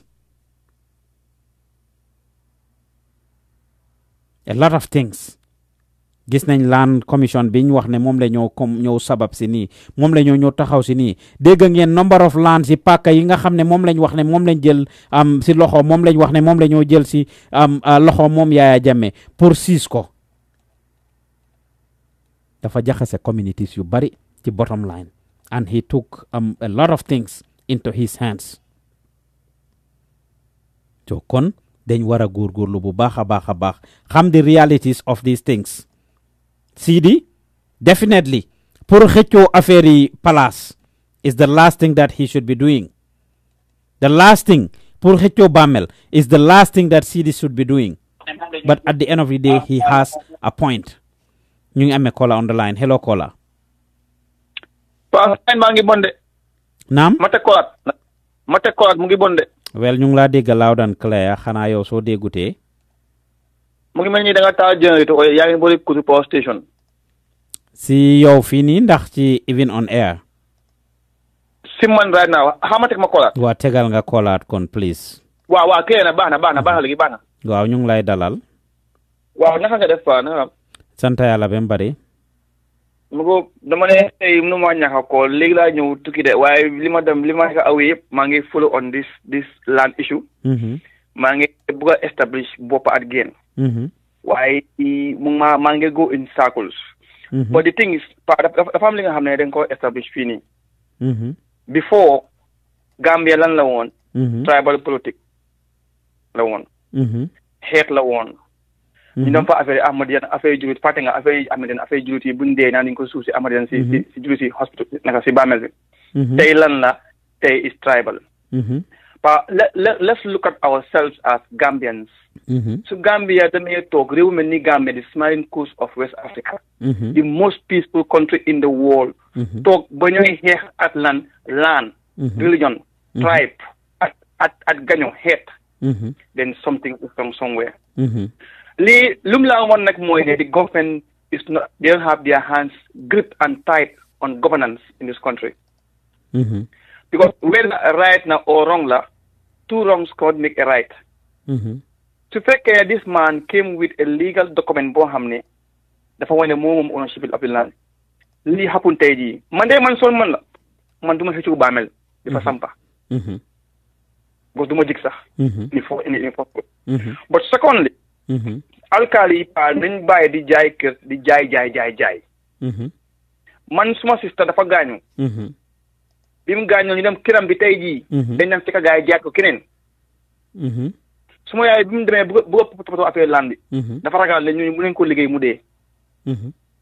loolu doguma la wax naa la ne la kiñ jox man suma land bi nga xool maa ngi wax di wane picture si suma land man waaw suma land bi kiñ ko jox mu ne bakkenam la si teg when my family went there last week bi kooku mu ne bakkenam la teg si lii because moom dafa nekk di struggle bakkenam la teg commencé na di bil imaginal yow nga ñëw fekkal laan yaa ngi fekka man maa ngi fa sampa something maa ngi peeg foofu noonu ba pare sampa fa am ñaari rooms nga ñëw continuer di sampa yow jël man li ma fa sampa nga ñëw di si jokku leneen pas di same kan thing moo ko ko jox suma dafa foundation yi taax waaye waa ji mu dendaloon bi mu gaañoo ñun bi ñu ko bëggee jaay ku def ko bëggoon mais kooku dem na jël semence beneen wujaam yi ñun dugalante bos ñun ay sosé nañ dem jaay kër ga waaye li xew mooy alkaali seen doom yi dañuy go on ground saca alkaali staff bi jaay kër time yi baak wee bi li xapu na yu bëri booy Mariama Kunda ak booy Yuna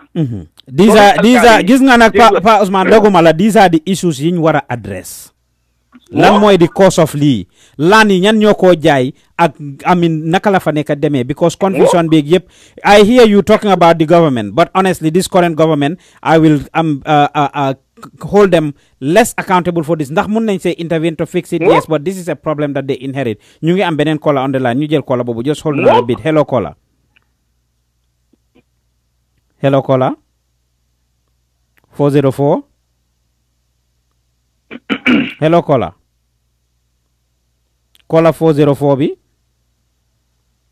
waaw ok yéen a ma dégg waaw ñu ngi laa dégg naka nga def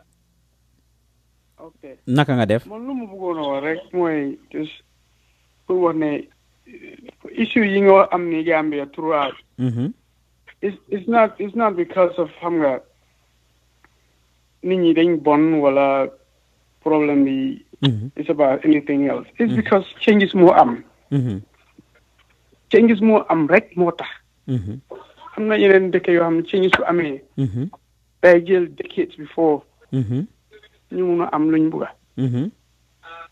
so ñun the same thing moo happen that's the same thing that's going on so dafa fekk ne rek ne dafa yàqu boo xam ne dafa dem deep so ku nekka muy bugg a jël advantage because léegi police dañ la dóor kenn du ñëw mu laa raid inside your house léegi am nga freedom pour ñëw nga attack any issue boo xam ne is pending nga jël ko your own hands nga bëgg a koo solve lii mooy the only issue there li man nii noonu laa ko gisee loolu tax foo dem rek Gambia problème nekk foofu waaye man ci man it's a normal xam nga normal occurrence la su fekkee ne change dafa am kon loolu lu ñu war a def rek mooy man ci man government bi moo war a jóg rek mu sensitize people ne démocratie bi nii la dee demee loolu buñ ko deful rek mun naa nekk ñi ne dinañ fa dee wala something it's going to happen su fekkee ne loolu defuñ ko because nit ñi dañ gis ne seen property is at stake their livelihood is at stake and everything else is at stake kon loolu su amee rek ku nekk da ngaa ñëw nga ne xaral man ma def li nga xam ne mooy jëriñ man suma man ak suma njaboot askan waaw loolu rek this is the only thing okay yaa mel ni ñun bonul we are not dangerous ñun we are not stuff like that loolu am ñun xamuñ ko waaye changes dafa am ku nekk bëgg a jël advantage of it kon government dafa war a step in and be very strong government bi dafa war a strong pour nit ñi xam ne am na ku fa nekk koo xam ne is watching us Gambian dafa bëgg a jël advantage of everything Gambian loolu moom that's our life dañ bëgg a jël advantage kon foog ñu am koo xam ne daf ñoo control in a way boo xam ne du nekk in a very heavy stick waaye dafa nekk loo xam ne daf ñu won ne ñun dafa am ku fa nekk koo xam ne moom moo control démocratie loolu moo ko dee doxal jërëjëf fu nekk jërëjëf so man sa contribution rafet na trop land issues yi dafa yàgg ci areas yi nii comme ni nga ko waxee nag nit ñi ñemeñ wuñ woon a wax ku déglu interviews yi ak lii xew yëpp from all angles di nga xam ne there is a lot involved ci lii nii and dooru tey and the reality is yu bari ñoo nekk di go on and we have to go back to the grassroots level démocratie bi nag moo tax nit ñi di génn di ñemeñ a wax di attaquer nay di def li ñoo def waaye sa contribution si am na solo bu baax a baax Kola naka nga tudd ak fooy Kola if you don't mind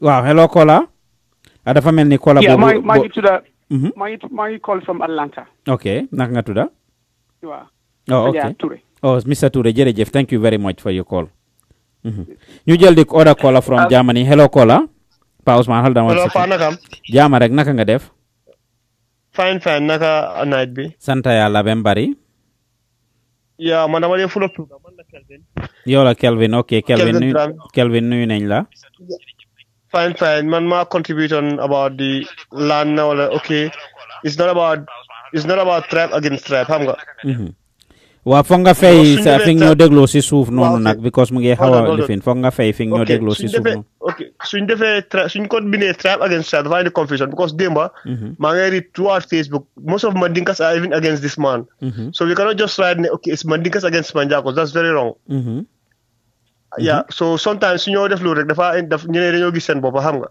because soo ne Mandinka rek yaa ngay generalize yaa ngay talk about the whole society te yesterday 100% of Mandinkas are against this thing man Saraxule man duma Mandinka waaye in general speaking it's a community it's one individual person against a community and that even tribe were against the person they were even begging the man to forgive the land for the sake of I mean the Ramadan and he's a Muslim and stuff like that you know so finally government ñoo war a intervene ñu try naka la ñoo compensé Sidi mu forfait land bi mu bàyyi ko boromam so pour nga war a nekk ni individual di judge dafa rom ko Sidi lu mu waxee ak ñi wax so doo mën a wax dëggal doo mën a yow individual person doo mën a wax kii moo nekk right ou kii moo nekk wrong so dañoo beg government rek ñu intervene ñu indi solution to this problem thank you very much jërëjëf Mr. Kevin respect nañ sa opinion rafetlu nañ koy tamit this is what we expect ku nekk na dugga si call in and share your thoughts call in and share your opinion dégg ngeen li nga xam ne moom la wax moom ci gis-gisam waaye comme ni ma leen ko waxee rek ku nekk ak ni nga gisee rek ak fi nga gisee there is no doubt nag a good number of the Mandinkas are condemning this issue, are condemning Sidi for taking advantage of this. The good number of Muslims are condemning Sidi for his act because they think it's un-Islamic, it's not a Muslim thing, ak ni mo doxale and the like. Why? Dégg ngeen father bi lim wax. Dégg ngeen pastor bi lim wax. He is taking it as a kabilo. You can sit, of course, you are entitled to your opinion to say, okay, it's not a Mandinka thing. Just because you are a Mandinka, you are not affected. But the Manjagos are feeling that they are taking advantage of their minorities. Te yena nge gis sen comment si ñom ñi nga xamne ñu ngi comment ak li nga xamne mom la gaay nekk di wax. So it's not okay for us to be in denial about these things. Yes, you may not be. Yes, a good number of the Mandinkas are against this thing. But some of those kabilos, some of those settlements, of course, in the Combo, kuko xam ne Mandinka settlement la, kuko xam ne ay Gunjur, ñom Tanje, ñom Tujereng. Yi yep ku leen xam ne purely Mandinka communities lañ. Dañ dé bañ tax ba ñi nañu di leen togn ne okay, so démé fofu nga laka benen laka bu dul sosé duñ la tontu. This is the reality. So we can sit and say yes, it's not living, but to fake those kabilos are Mandinka kabilos. And the people that live there are thinking that way. Suñ demee ba seen pastor bi si boppam di xalaatee noonu, kon this is something that we should look at very keenly. Majel Kola boobu noonu. Hello Kola. Hello, naka nga def?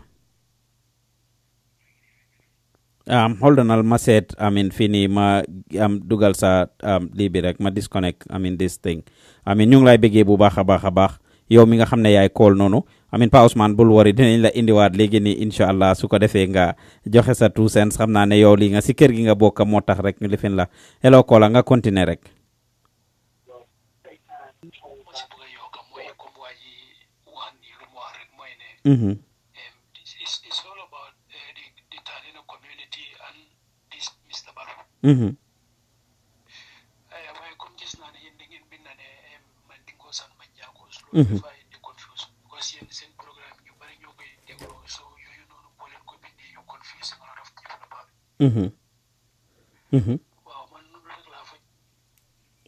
Program no more de make baax na kay comme ñu sensitize people about what's going on is very important. Wow, so jërëm naa leen bu baax daal nuyu naa la tamit so loolu rek laa bëgg wax nag. So in your opinion, the title being a amal problem, you see your opinion is, I mean, one individual against the Tanene, Manjagos of Tanene, not Mandinkas. Your lolunga amal problem. No, wow, comme problème bi man mom duma ko mëna joy nak because lu bari lay dégg te bëgguma comment ci yoyu nonu xawma ci dara because luma dégg yi dañu bari bo xamné man am not on the ground I cannot judge exactly what's the truth. But ne luma ci jëna xam moy ne dal Buba Baro, xawma Buba Baro la xawma Keba Baro la I don't know the name but the surname is Baro. Koku mo am land issue with the tan in a community. Lulu bobu mom kay lu wer la lolu nak am na bobu non way nak bobu de gay wax nañ ne Mandingos and Manjagos man dama gis ne lolu. Okay, Maridal message be Maridon si gannaaw. Manela, this message come from a Manjago who said, and the last name is Mendy. Mune, good morning, Mr. Juve. Please, I was asking, there is a problem going on in the Manjago community called Sandali, that the Mandinkas are claiming ownership of a cemetery. Recently, according to some people I asked, they said a 22-year-old boy died and is yet to be buried because of the push and pull. So it involves government and the religion. I would like you to do a program on this. This is a Manjago person feeling this way. This is a Manjago talking. No. I am not representing Manjagos or Mandinkas or anything. I am just telling you the feeling of some of the people, and we need to respect their feeling too. What can be done now to actually change the issue, to change their perception, to let them know it's not a Mandinka Manjago thing? I think Fofulen you are a focus on. But it's not okay for us to be in denial to say, okay, it's not a Mandinka Manjago thing. That is how some of the Manjagos feel. Bañ ko besen father bi nga xamne mom la don interview legi, mom waxut ne is a Manjago thing, mom daf ne is a Christian thing. Okay. We need to learn to respect the views of the other people. While respect nature opinion, your tamit anyway, it's good to feel. Share your thoughts and opinion. Jerejef, thank you very much, caller. Hello, the other caller. Yeah, hello, Pausman. Wow, nakanga def. Jamarek. This is Musa. Musa Damsa was the one who wrote last time. Okay, Musa. Yeah, I've been following the program, but like my own contribution would be that the reason why I mentioned that to solve this problem, we need not to focus on city alone, because the person who sold the land to city must have acquired it in one way or the other. So talking to that person, we'll get to know if actually before that person sold the land to city, the place has been used as a burial ground or not. If it was used, the previous owner, was he the one who allowed people to use the place as a graveyard or not? So getting to address all this, I think it will help us to reach to a consensus whereby we can know where to tie the issues up. But focusing on city alone, city will insist. And actually, if city knew that it was a graveyard and he went ahead and buy it, legally, he's the landowner. But as a human being, as a Gambian, he would know that his consent would never be clear for that. Thank you very much, There are two, yes. There are two. I mean, there are two sides to this story. And the second thing is, don't be surprised. Many of these type of problems will keep coming. They are embedded in Jambe's time. Jambe was acquiring people's land by force. Nothing could be done about it. Now Jambe is gone. Angers are coming out. The issue of tribe they are talking about, I don't believe in tribes. I believe in ethnic groups. The tribal stuff is colonial. I don't take it. And before Gambians started focusing on these ethnic group problems, we were what? We have these jovial relationships. We accommodated each other. But the time Gambians started focusing on these ethnic group problems, issues started going out of hand. How about Gambians go back to the drawing board? We analyze things from a very critical point of view. Very good. Very good. Thirdly, I think thirdly, the issue of this maslaha, let's forget about it. Let each and everyone work on documentation. The world is moving. You could come 10 years ago, my grandfather could give you a place. Today, with this kind of Western philosophies, I could say that, you know what, I don't care what my grandfather gave. I'm the legal owner, so I'm going to take it. So before we keep going on similar things here and there, you know, we came million years ago, it's no longer important. Have your document. Have your document. Whatever comes up, let's forget about the ethnic group problems. Let's take issues at individual level. Individual level. Thank you very much. Let's not be, I mean, by the way, Gambia, I consider most of us, we are what now? Attention seekers. If I cannot fight things alone, I'll connect it to my ethnic group. Consider myself a minority. So long you are a Gambian, you have Gambian documents, you have right to vote in the Gambia. Come on, forget about your ethnic group. Consider yourself a Gambian. Whatever comes up, handle it as a Gambian. Thank you very much. That's my contribution. Thank you very Thank much. you so much. Contribution referred na mashallah. I mean, I think you have done justice to it. We need to be focused at this point. Comme ni ma len ko waxe, this issue came out as a result of CD and the Manjagos of Tanene. Why dégg ngeen pastor bi lim feel. Mom waxut CD de mu ne community elder moko team neko altol mu na la leti yen da ngeen ñew xelaat leen wax ji loolu is outside of CD now Pa Ousmane ma bàyyi la nga chipin of course gis nga ne gaaya ngi dugga si kër gi nga bokk moo tax ma joxoon ñooñu opportunity ba den ma bàyyi la nga chipin jërëjëf yeah Pa gis nga maa ngi déglu kolos yëpp right now mu ne am na ne Gambia dafa change and this is expected boy the world did not change if Gambia want to change it's the people that want to change to what suits them and their society. And this way society is changing to benefit society itself. Man, you get keep echo about Yaya Jammeh. Yaya Jammeh. For 90% of lands dispute has nothing to do with Yaya Jammeh. Yaya Jammeh na nangu busam. Te yim nangu jël di business xam nañ ko gis nañ ko. Let's not drag ourselves back to 22 years ago li fa nekka. Tey ji kii ngay wax naan ethnicity. Tey Gambia ku mer amulo attention. Da nga ne waaw suma head to am attention. Lii moo taxoon 2 years ago or 1 year ago or last elections yëpp ñu want to condemn, set an example on tribal lines and regional lines. Bi apadian si buggee suul seen benn niw si suuli si biir kamay si benn si cemetery muslim si gars yi beñ foofu ne woon c'était examples bu benn imam jógee di condemn Ahmadian si foofu woon jël benn exemple. Pa yaa ngi wax sa question si ngeen the role of government. The role of government is at the peak level to do a veto.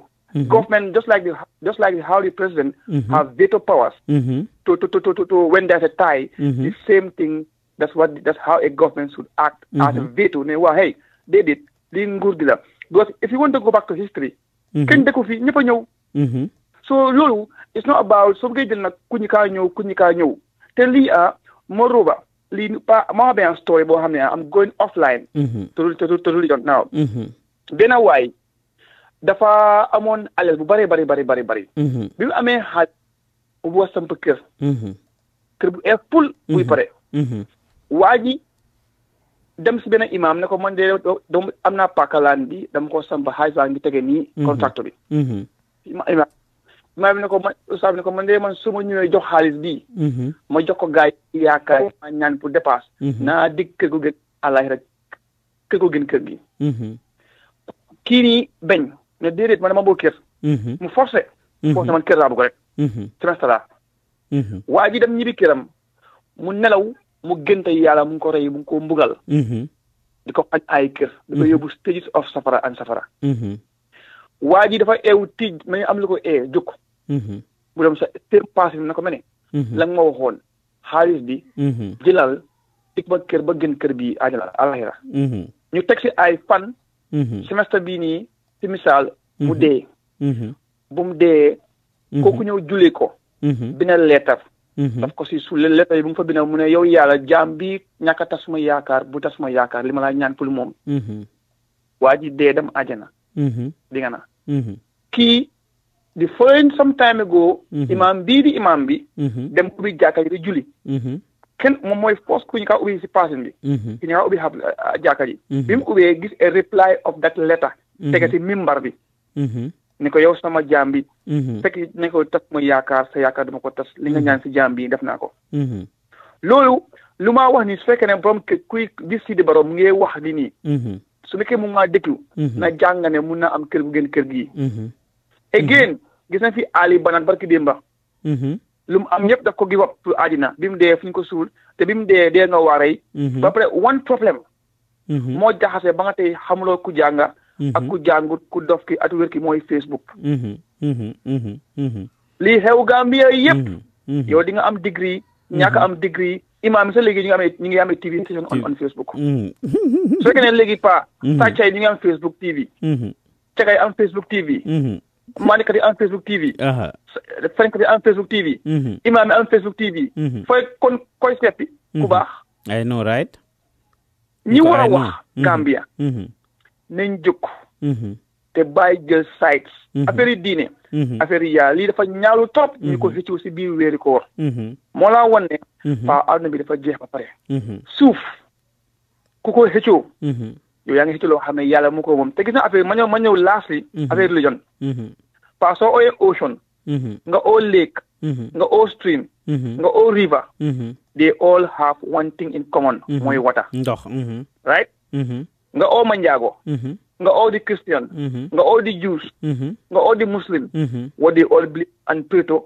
mooy God lan moo fi jar xulu ak xeex nen use suñ xel yi su fekkee mu ñëw am xel that's where government comes in nag government ni baro bi nii when they are capable of ruling the Gambia in their hands not like an iron fist nag guy gina make a decision boy baña side on head Mandinka or on nanga Mandinka right now abu digo non fi Mandinka ya olofi Christian si Muslim si léegi nga digal right now Mandinka ya boy ku ñëpp tufli nak of ñaka wax nga tu o ma ki ya tonde but nañ said the legality of this documentation and kan moo ko jaay and where this land immigrate from because kii tamit daful from nowhere toog na mag maamam kër waaye nag ka ko jaay ku nekk si nga dina xam nga si nga dina bi nga ko jaay parce que nen di first thing mooy baamel njaaga boo gis am na sign boo ne fii baamel la am na ñëw su fekkee loolu nekkul fa woon then doomi adama am na fit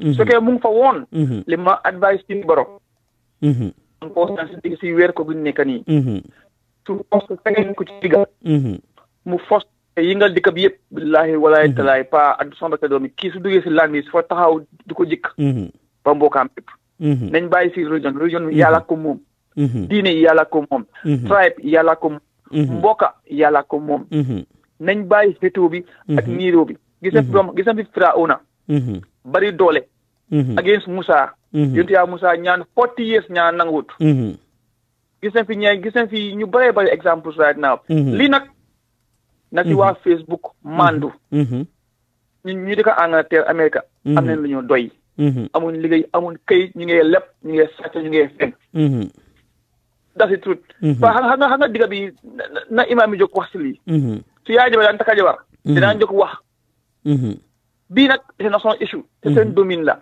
ba am na religious advisor na proof ne he is worthy of a position na suñ kilifa diine yi jóg wax su faale mu ne jóg di wax ana suñ kilifa diine yi bo su fekkee lii nekkuñu fi diine lii yëfi government la lii is a civil matter let the government take action come and speak hey this is the ruling ne cléwam kayitam kana ko jaay ba pare na imaam yi alkaala yi bàyyi di jaay ay kër seen doom yi ne sàcc ay man am naa kër goo xam ne doomi imaam moo giina doomi alkaala yi moo giina jaay kër keneen waaye pa lu ma ci mun dama ragal boo su ma waxee dañ maa liggéey ma dee ma bàyyi leen ko waaye dama ko ñaan sama xaalis ma lew keneen ñu ne moo ko moom mais ko bro su ma dee maa yow feet na fu ñëw suuf si suuf mu ñëw consume jawut xëccu su fekkee dag maa ñi kaa xëccu nag ñi kaa dee ma ne bëgg maa ñi kaa jël suuf waaw so waaw di ma dëkku yéen nag ma dëkku yéen koy jërëjëf Pa Ousmane li ma def si mooy dama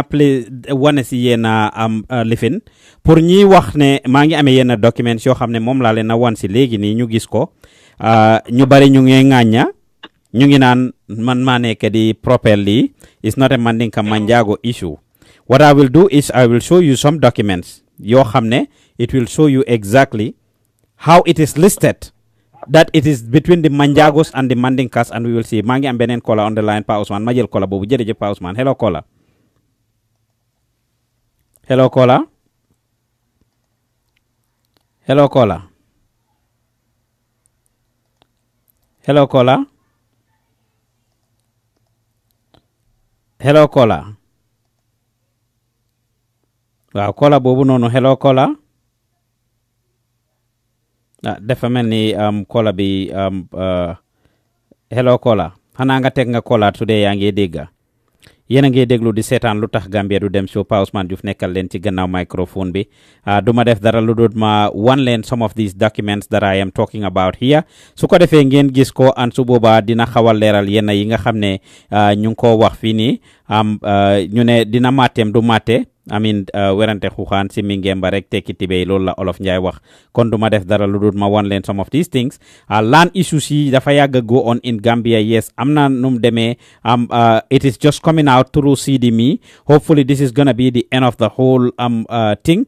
Loo xam ne ñu ngi wax ban ruling la government joxe woon dégg nañ la CD wax loolu noonu démb ci interview am bi.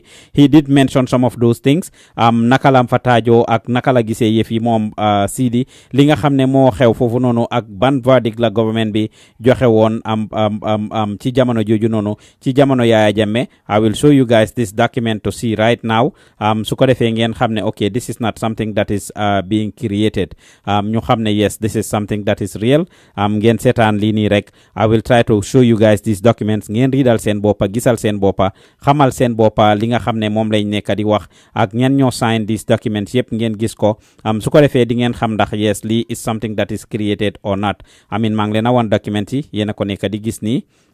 You can read. Ma bàyyi noonu benn rek. I will play this piece ngeen dégg ko ngeen riidal seen boppa benn while I queue the documents. I think it is very important to show this to the people. ñu xam ne lii lu yàgg go on la ñiy claim di wax ne this is something between Tanene ak Manjagos alone. Now dinañ ko gis ñu xàmmee ràññee su ko defee ñu xam naka lam fa taajoo. ñu ngi am caller on the line ñu jël caller boobu. Hello caller. Hello, salaamaaleykum. Waaleykum salaam nuyu nañ la. waaw ñu ngi laa fay maa ngi laa fay bu baax a baax. Jërëjëf waay Kola. Yow naka nga tudd ak fooy koolee. Man maa ngi tudd Moussa Kole waaye maa ngi koolee Sweden. Ok Moussa lan nga am pour ñambaas ci programme bi. waaw man déglu naa interview Sidi bi ak ma déglu tamit déglu ma bu Manjako yi bu baax daal waaye lu ma fi laaj mooy ne ñun ñëpp benn leen ci benn société leen nekk. te ñun rek a mun a balalante ñoo mun a dimbalante. waaye dama lay gis léegi-léegi ñoo xam ne ñu ngi binda di against Sidi mbaa ñu against man pour man lii dafa compliqué trop. su ma xalaat bu gàttam mooy ne nguur gi rek a si mun a intervenir. waxtaan ak Sidi. Sidi am na nu ñoo waxtaanee moom mun naa bàyyi mbir yi waaye suñ ko bëggee jël comme ni ñoo bindee nii si media bi lu nekk ñu wax ko ñaaña affaire yi jëli gu def li ak nii. daf koo gën a merloo te dafaa gën a téye fu mu téye. te su téye fu mu téye kenn du si mun dara. waaw man suma xalaat bu gàttam mooy ne ay kilifa ñooy mun a dox lii ba mun a seeda. waaw affaire yi lam issue yu noo wax nii dafa yàgg biir Gambia nekkul ne xëy na affaire yi Yaya Jammeh wala neneen waaye ba tey parce que ñun man nii maa ngi bokk si société boo xam ne ñun benn from Old Joshua waaye tey soo demee Old Joshua ñun suñu laan yi foofu noonu nga xam ne ñoo xam ne alkaali bi foofu noonu doomam yi topp nañ jaay suñu nga xam ne te doo si mun dara. waaw so lu mel noonu nit ñi dañ si war a bàyyi xel bu baax a baax a baax affaire yi àddina. jarut xëccoo. before ma tukki man dund naa loolu noonu te duul ne affaire yi ne tribe bi la wala tribe bi waaye dafa am ñu nga xam ne dañ mun a bon rek. ci àddina. ñoom mun a def ñoom dinañ def lu ñu bëgg a def parce que ñoom ñu gis mooy àddina gisuñu àllaaxira. te suñ tooloo si loolu noonu ñu ni neen ñoom war a mun a seet ñu balalante ñu xool ne. lii mbiri àddina la. waaye samp na kër mu dee bàyyi ko fii. da ngaa samp kër ba mu pare nga fa ne yaa see duga doo si duga. kon ñu ni neen dañ war a bàyyi suñ xel affaire yi àddina jarab yéen yi. ñu ne yow tey man mun naa laa xool nii personnalité nii rek. ñi nga xam ne ñu waxtaan bu ñu ñëw si media bi suñu waxtaanee. xëy na man lu ma bëggoon dinaa ko bàyyi waaye soo ma bëggee forcé loo xam ne. media bi àddina bi yëpp a koo tax du ma ko nangu. Kola doguma la sax waaye CDC interview am bi loolu la wax actually that's what he said in his interview mu ne moom I mean dëgg bi dafa war a feeñ suñ ko laajee mu toog rek give up noonu bàyyi noonu rek at the end of the day dafa wane ne ñoo am dëgg ci kawam te moom óor na ko ne dafa am dëgg am ay kayitam ne na community bi accept ne moom I mean lifin na but then man maa ngi wane i documents right now li ngeen a gis noonu seen script bi mu ngi wane the report on petition written to His Excellency the President on land issues between Manjagos and Mandinkas in Kombo South. So su fekkee ne li ma wax fen la this is documentation that I received earlier today. Li petition la boo xam ne dañ ko senoon to Yaya Jammeh earlier and dinaa leen wan leen recommendation ci nga xam ne moom lañ waxoon ci diggante bi. So ku toog ne okay this is not between Mandinkas and Manjagos ñu ngee nax suñ boppa. This thing has been going on and it is seen as Manjago Mandinka thing. Today we can see man ñun man li nga xam ne laan yi nga xam ne man dama fa bay biir audio son suma fa bay fa da tey dem fekk ñi ñaa ngi sampa ñi yaa ngi ne nii te dëgg daf laa ut na te ñu ngi amee suñu alkali certificate yi waaw so loolu mooy coow li loolu mooy issue bi at the end of the day is very important ñu bàyyi xel am li nu mel ñu xam ne lii kat du yofi caaxaan it's a tribal thing is getting out of hand and we need to be able to understand. So demee si gannaaw bàmmeel yi noonu. ñëpp xam nañ loolu because ñun joolaa yoo xam ne dañ originated from Oljoswang dem Oljoswang during the Second World War. loolu moo tax ñu Oljoswang am. waaw. tey fu mu nekk ne ku jógee ñu Oljoswang dem jógee Oljoswang dem ñu Oljoswang kooku waa Oljoswang la. waaw. waaye tey fu mu nekk ne soo demee tey am na laan yi nga xam ne foofu noonu soo fa àggee tey ñun suñu laan yi nga xam ne ñu ngi foofu noonu tey. dañ ko jaay nañ ko te après ba léegi ñu ngi xeex mbir bi doo si mun dara. ba léegi ñu ngi xeex mbir bi. jërëjëf ne ko jërëjëf amin loolu mooy li am ci Gambie te muy réalité. man du ma def dara dul ma delloo si gars yi amin suñ xeer rek ci yëf yi li nga xam ne moom lañ nekk di discuss si jamono jii nii waaye kontaan nañ sa participation bu baax a baax amin Kola thank you very much jërëjëf Kola waay waaw for those of you that are watching yéen a gis lii task force set up by the government Western Region on the 29th May 2008 so ñiy jàppane lii is something new waxuñ 2018 de 2008 is when the task force was set up to actually address this issue of land so ñu bàyyi ko xel yéen a ko gisandooral seen boppa 2008 is when it was set up and here it is to the report on petition written to His Excellency the President on land issues between Manjagos and Mandinkas in Kombo South. So we can sit and be in denial and say okay, Lee is not a Manjago thing, it's not a Mandinka thing. Yenagi gis fini si recommendation, see what are they saying? We recently learned that the local authorities wanted to relocate the cemetery to a new site, which is also a neighbor's compound. As a community, this relocation is totally unacceptable. It should be noted that the Tanene community do not agree with the task force's report recommendation, which states a suitable site should be identified for our cemetery. This recommendation was at no point in time ever agreed with the community. We do not agree with the idea of any such relocation and feel the task force report is inappropriate. We cannot and will not abandon our cemetery, our ancestors, for any other individual to settle on. It is really disheartening. Please also note that the Tanene community has no land to build a church because all the farmlands have been seized. It seems there is no respect for the Tanene community. It is dehumanizing and a threat to a peaceful coexistence. That said, we want to continue maintaining, promoting, and protecting the peaceful coexistence between the different social sects and religious groups among our society. Lini is nothing law hamne damako create. You can see the document. You will see the people that sign it. It seems there is no respect for the Tanene community. In conclusion, we want you to address and resolve this ugly situation as a matter of urgency once and for all before it gets out of hand by giving back to the community all of its cemetery land based at Tanene. To reiterate again, we cannot and will not abandon our cemetery or our ancestors for any other individual to settle on. Yours faithfully, on behalf of the Tanene community, Anthony Prera number baa ngi noonu Samuel am Gomez a ngi noonu téléphone number ma ngi noonu and of course we will go ahead and contact these people su ko defee ñu ne dina matteem du matte bul ko jox sa loxo te werante xuuxaan si mingem ba soo li ñoo def mooy dinañ call kii di broda xale bu góor bi nga xam ne sista xale bu góor bi nga xam ne dafa réer démba ñu waxtaan ak moom ñu laaj ko moom lan mooy tegam and what they feel whether it is the Manjagos or it is the Mandinkas naka lañ ko gisee however it is dinañ contact Nene Gomez nga xam ne of course she's a sister to ki nga xam ne moo réer démba ñu sul ko su ko defee ñu xam naka la fa taajoo we are just trying to make things happen here and it is not okay for us to be in denial.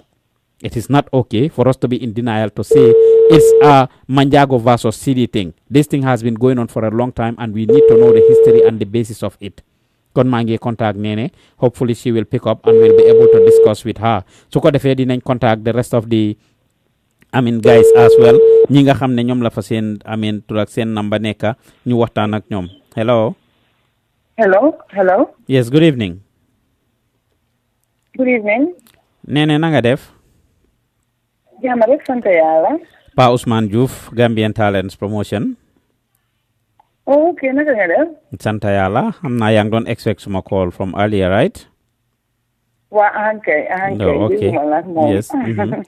Yeah, at first ñu ngi laa jaale sa broda bi nga xam ne mu ngi réer depuis Monday and you guys put him thank you so much. You guys put him to rest yesterday, right? Wow, Demba lañ ko suul. Demba ngeen ko suul, okay. He was buried yesterday. Demba, okay. maa ngi doon interview Father Emil si gannaaw waxtaan naag moom. Waaw.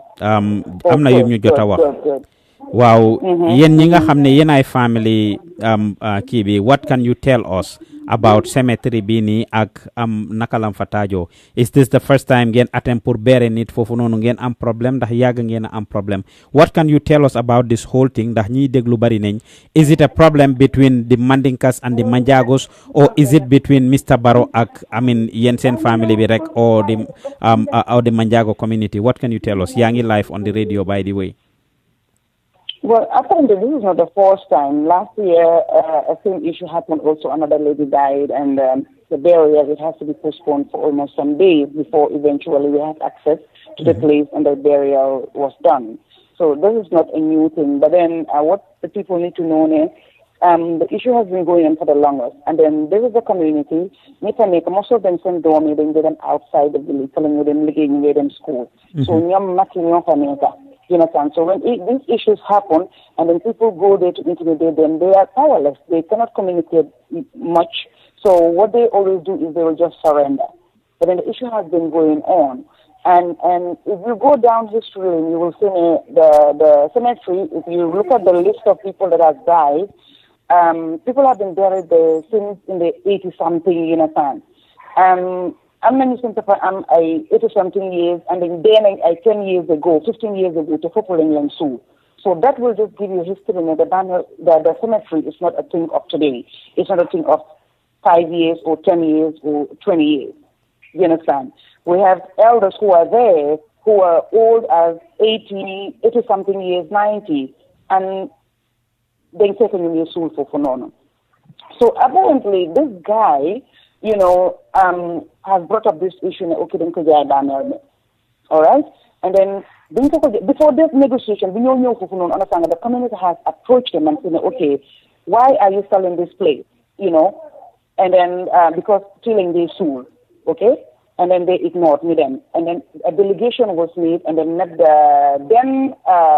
chief of Gunjur, you understand? But then he just played it down and said, no, he's not selling it. Okay, everything went to rest.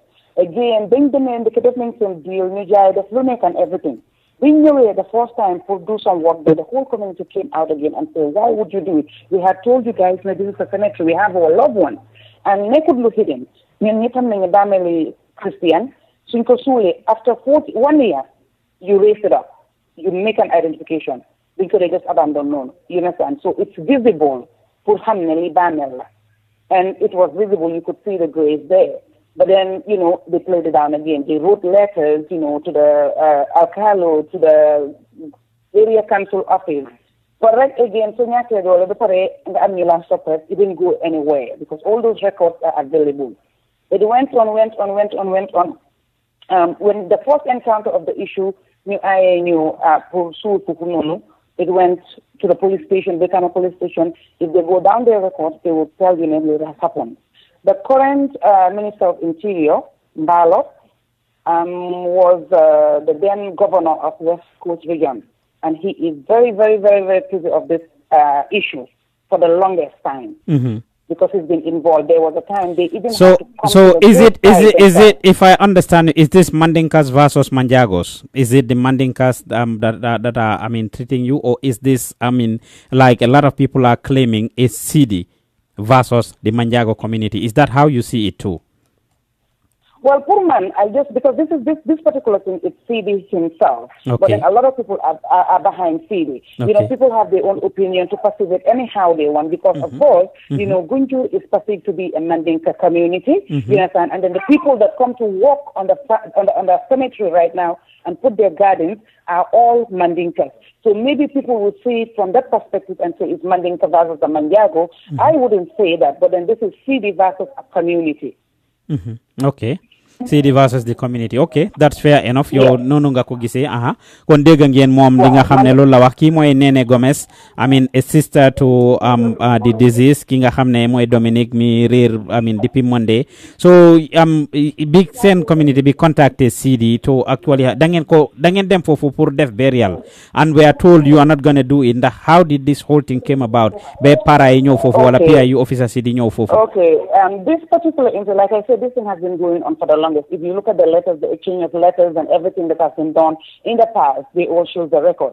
But this particular incident, Dominic died on Sunday. And then they went to the alcalde, the chief, or the elders of the community and say, okay, we believe somebody died and we will be burying him on Wednesday. And then, okay, so that was Sunday, Monday, Tuesday, because we want to bury on Wednesday, Tuesday, boys see them to cemetery with the gas. The neck of the gas halfway, we get to this motor truck paramilitary watch it, boo, understand that because to be cemetery, and then ask the boys if they have to leave the cemetery. And then you then also say that land more than you want to buy. Knowing the arrogance, you tell and they don't push out, understand, they don't hit you. So you may resist the game and then your gas cemetery, you tear gas land. Understand? You sit down, you and then doors and everything. Understand? And one of them even opened fire with a gun inside the cemetery. You arrest them, 11 boys, and then they took them to the Kama police station. Okay. So that's how the incident happened on Tuesday morning. So they were there. The chief, good day, that's when they were released on bail. Each of them had to be bailed before they had to go, and then they said they should report back on Monday, on Thursday, on Wednesday. That was Tuesday. So you report back on Wednesday morning, and then they were there. Talk, making the water. So like, okay, we are waiting orders from above. This is the language they will use. Even the OC at the police station there, Sokolaje, mom, he was clueless. Apparently, it looked like he had orders to send people to go and arrest them, but he did not even have an idea what was going on at the time. It was later that he would have even understood the whole issue, the whole fiesta. But at the time, he did not even have a clue because he could not even explain. So they were there on Monday, on Wednesday again, till in the afternoon before they were asked to go from morning. So then that's when the elders of the church, the vicar general, because the bishop is not here, and then elders, some representatives from the village, and then other people came together and started knocking every door to see how best we can get this thing sorted out. So that Wednesday that we planned to do the funeral, it was impossible. Okay, because we even met the IGP, and then the person they will tell you, this issue is complicated. We'll look into it. So going back and forth, Wednesday was not possible. So we're thinking, okay, Thursday. We told our people Thursday we'll do the burial. Okay, Thursday again, we met with the Minister of Lands and then the Interior Minister and then some permanent secretary, representative. A discussion was made back and forth. They said, okay, we should give them time to look into the issue. They will get back to us before close of business. That was Thursday. Okay, we left and went. We did not hear from them until later in the evening, almost Sigudi. They calling up for another meeting, 10 o'clock, that was Friday. So basically, Thursday, we canceled the burial again on Thursday. And then we announced, okay, Friday, hopefully we will do the burial on Friday after the meeting, because the meeting was in the morning. After the meeting again on Friday, because it took long, 10 o'clock, till almost 2 o'clock before the meeting finished. So from there, we sent word, okay, there is no way we could do the burial that Friday. Because again, Bameli Christian, I'm going to think they cast the parent ko shibir before new soul. The Lulu Munloko de Benafan. Normally, then the days before, before you have burial. So definitely we had to send word again, the burial cannot be on Friday. So that Friday, back and forth, you understand. So eventually, you understand, they were apparently begging CD for them, come would for buy land because mom will tie more come parce que dafa amé a lease document with him. So mom Dubai Bamelbi under no circumstances. So lady guy beg ko okay, how about mo dokko, understand nga? You say doko, ayun mo na lotam do ko def. Okay, back and forth, eventually mo agree. The land is 115 by 100. So lady mo the best he could do was to cut it in the corner, 35 by 20. That's the best he could give to the community to use it as a graveyard. Okay? Okay, we said among ourselves, okay, fine, because what was our interest at that?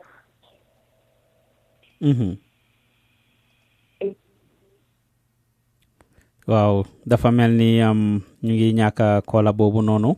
Yéen a ngi déglu di seetaan Gambian Talents promotion kooku mooy Nene Gomez sister to Sidi astafurlah sister to kii di Dominic moom mi nga xam ne moo génn àdduna barki démba naka last week Sunday kon niki bési tey bii nii moom mi nga xam ne moo indi issue bi to light kooku di Dominic di xale moom moo génn àdduna ngeen gis ko of course gis nataala mi ñu leen koy wan ci gannaaw ba tey moom Dominic moomu kat moom la yàlla def issue yam moo tax ba lii génn moom lañ doon bëgg a suul PIU officer si dem foofu noonu kon yéen a déggal yi muy loo xam ne lu continue la dégg ngeen li famille bi wax dégg ngeen nee ne li mu wax kat moom mu ne am na seen community njaago yi ñu bari ñoo xam ne noonu lañ ko gisee ne dafa nekk a thing of Mandinkas versus Manjagos wala community si waaye moom kat ci xam-xamam ak moom ci gisam is not a Manjago Mandinka thing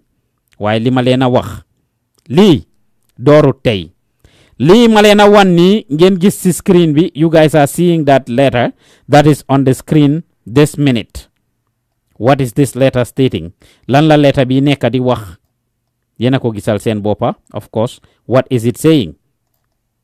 This is something that has the Republic of the Gambia seal bi mu ngi noonu Office of the President State House Banjul on the 28th of November 2008 is when this letter was written, on the 28th of November. And it says it's urgent to the Permanent Secretary, Department of State for Local Government and Lands and Religious Affairs at the Quadrangle in Banjul. Yena ko gisal sen bopa nonu. It's nothing lo xamne it's been made up or whatsoever. It has the seal. Comme li ñoo wax ne Yaya Jammeh was involved on everything. Mune petition serious land issues Combo South. Reference is invited to your memo, LA, of course, the number and everything, dated November 13. Instant concerning the aforementioned subject matter. I am directed to inform you that the recommendations of the task force has been ordered by His Excellency, the President, Professor Sheikh Dr. Alhaji Yahya AJJ Jammeh. They must be implemented to the letter on or before December 24, 2008 without fail. This comes from Yaya Jammeh's office before December 2008 without fail. Your Secretary of State must ensure the implementation of the recommendation in each of the Manjago communities, including appointment of their own alcalo as recommended by the task force. Hanali nak lerna legi ne this is something that has been ongoing for the longest, and as you can see mungi nono Ibrahim Samakor for Secretary General. It was copied to the Governor of West Coast Region and the task force chairman Chief Bakari Dembo Santang Bojang. Bakari Dembo Santang Bojang. Hanali is something lo hamne de, it's not something that Pa Os made up. Njakanare na ridal, I mean this other one as well. This thing that came from the Tanene community that was written to the governor, West Coast region in Birkama. Moneko there, Madam, seizure of Christian cemetery from Tanene community, unresolved issue since 2007. The above-mentioned community cemetery at Tanene has existed for almost a century, and the cemetery was seized and sold as individual to an individual, 1 CD Barrow. This happened without any consultation with the Tanene community. Are we not human beings with rights? Gis ngeen loolu ñu ngi laajte ndax ñoom duñ ay nit ñoo xam ne dañ am rights or do they have rights? That is what their concern is. Foofu noonu ñu ngi wàcce are they human beings with rights or not? And they went further, of course, to ask other things. I mean, mu ne as we write, CD Barrow is and has been developing in our cemetery. He has taken a JCB mechanical digger and leveled all the old graves of our ancestors. As such, the old graves cannot be seen. Only new ones can be physically seen. So Lee, DP 2008, this fight has been going on. 10 years ago, it's just coming out to the light. So ñun ñu see wax buñ gis dey Dominique rek ñu foog ne foofu la. Mu ne he has built a small hut. Sampa na fa néeg bu ndaw. Excavated foundations for a fence. Mooy ne taxawal na fence foofu noonu mu ngi commencé di defar foundation pour fence place bi. Dig a well. Sidi gas na fa teen. Commencé na di fence place bi. Defar na fa sampa na fa néeg bu ndaw. Placed a herd of cattle on the site. Mu ngi fa amee woon ay jur tamit ay nag yoo xam ne mu ngi leen doon sàmma foofu noonu. Planted trees. Jina fa ay garab. Grow crops and continues to grow crops during the rainy season. Ne mu ngi fa ji ay bagages ci biir taw bi ci biir nawet bi. This is Christian cemetery, and as such, the community see this as an act tantamount to religious intolerance and segregation. It is tradition every year that the community go to the cemetery to pray for those members of their families who have passed away. How can we continue this tradition if the land remains, seized and fenced off? Community bi ñu ngi joytu lii depuis si jamono jooju noonu. Of course, against CD si jamono ji nii moom la gaay doon di wax. Yena ko gisandooral seen boppa noonu. It's right there, I'm showing it to you. Mu ne this is Christian cemetery, and as such the cemetery ñu ngi la explain loolu. Mu ne on one occasion, Emmanuel Gomez, the head of the Tanene community, lost his daughter, and on the day of the burial, he was forcefully taken and detained by Gunjur police. He was later released after the burial. So Gunjur police arreston nañ ki nga xam ne mooy the leader of the Emmanuel Gomez, moom mi nga xam ne mooy the head of the Tanene community. Mu ne la the unresolved situation reared its ugly head again when the above named Emmanuel Gomez himself passed away early April 2016. He was being buried in the said cemetery, which led to further problems. At the time, the matter was reported to the chief of Combo South. Anytime a member of the community dies, the problem arises again. Surely, do something loo xam ne tey la commencé. It is an ongoing issue. Depuis 2008 ba tey gaa yaa ngi koo wax. Depuis 2008 ba tey gaa yaa ngi koo coow. Depuis 2008 ba tey gaa yaa ngi see taxaw. Muy ci loo xam ne dañ ne ci diggante Sidi la ak community bi. Waaye nañ dem di ngeen gis recommendations yi of the government. Of course, Yaya Jammeh moo joxe woon that lii, but then dinañ continuer pour indil leen all the other documents that we have handy fii nii su ko defee ñu gis ñu xam ñu ràññee time bi mayit ñu ko definitely, but ma indil leen lii nga xam ne mooy recommendations yi nga xam ne ak conclusions yi nga xam ne moom la task force bi defoon gannaaw bi nga xamee ne indil nañ leen part of that task force yéen ko gisal seen boppa. The responsibilities, mun a conclusion, the responsibilities vested on the task force included an unpleasant task. It involved lot of trekking, especially during their time of the year when some places are inaccessible. November, the task force met the challenges. Thus, all the places that complain source were visited. I mean, that they complain about were visited. As you can see, yefi dafa xawa blurry te sorry motax ma ngi am difficulty pour read ko nonu waye dina continuer di def suma kemta lay katan pour gen ko read rek so that we can all be on the same page. Investigations were carried out, but most of the evidences were gathered were on the same mat, not by interrogation of both sides, which always appear controversial. The places that were visited were either photographed or I don't see that word clearly.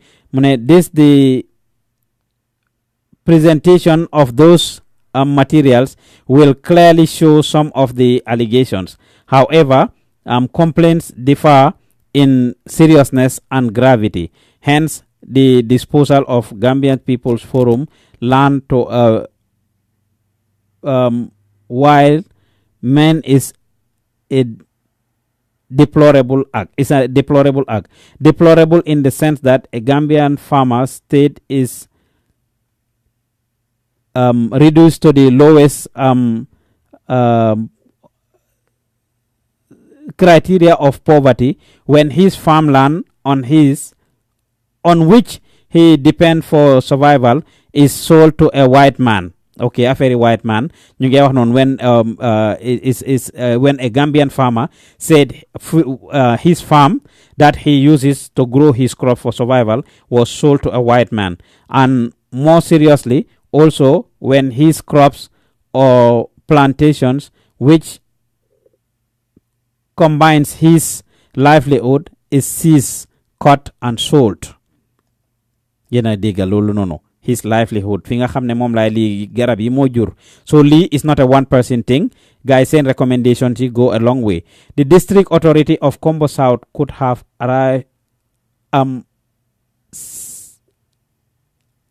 averted this. Yes, the district of Combo South could have averted this if they had been vigilant. The proceeding in this court ruling relating to the minority group of the Manjagos were disposed of mysteriously. Hence, the refusal of most of the Manjagos in accepting the verdict of the judgment.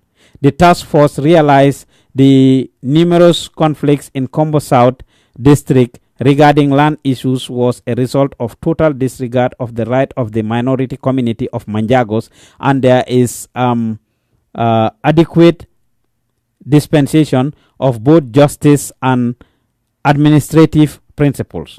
A person has, in accordance to our traditional arrangements, rights of ownership to land if he cleared a virgin land. If he clears a virgin land,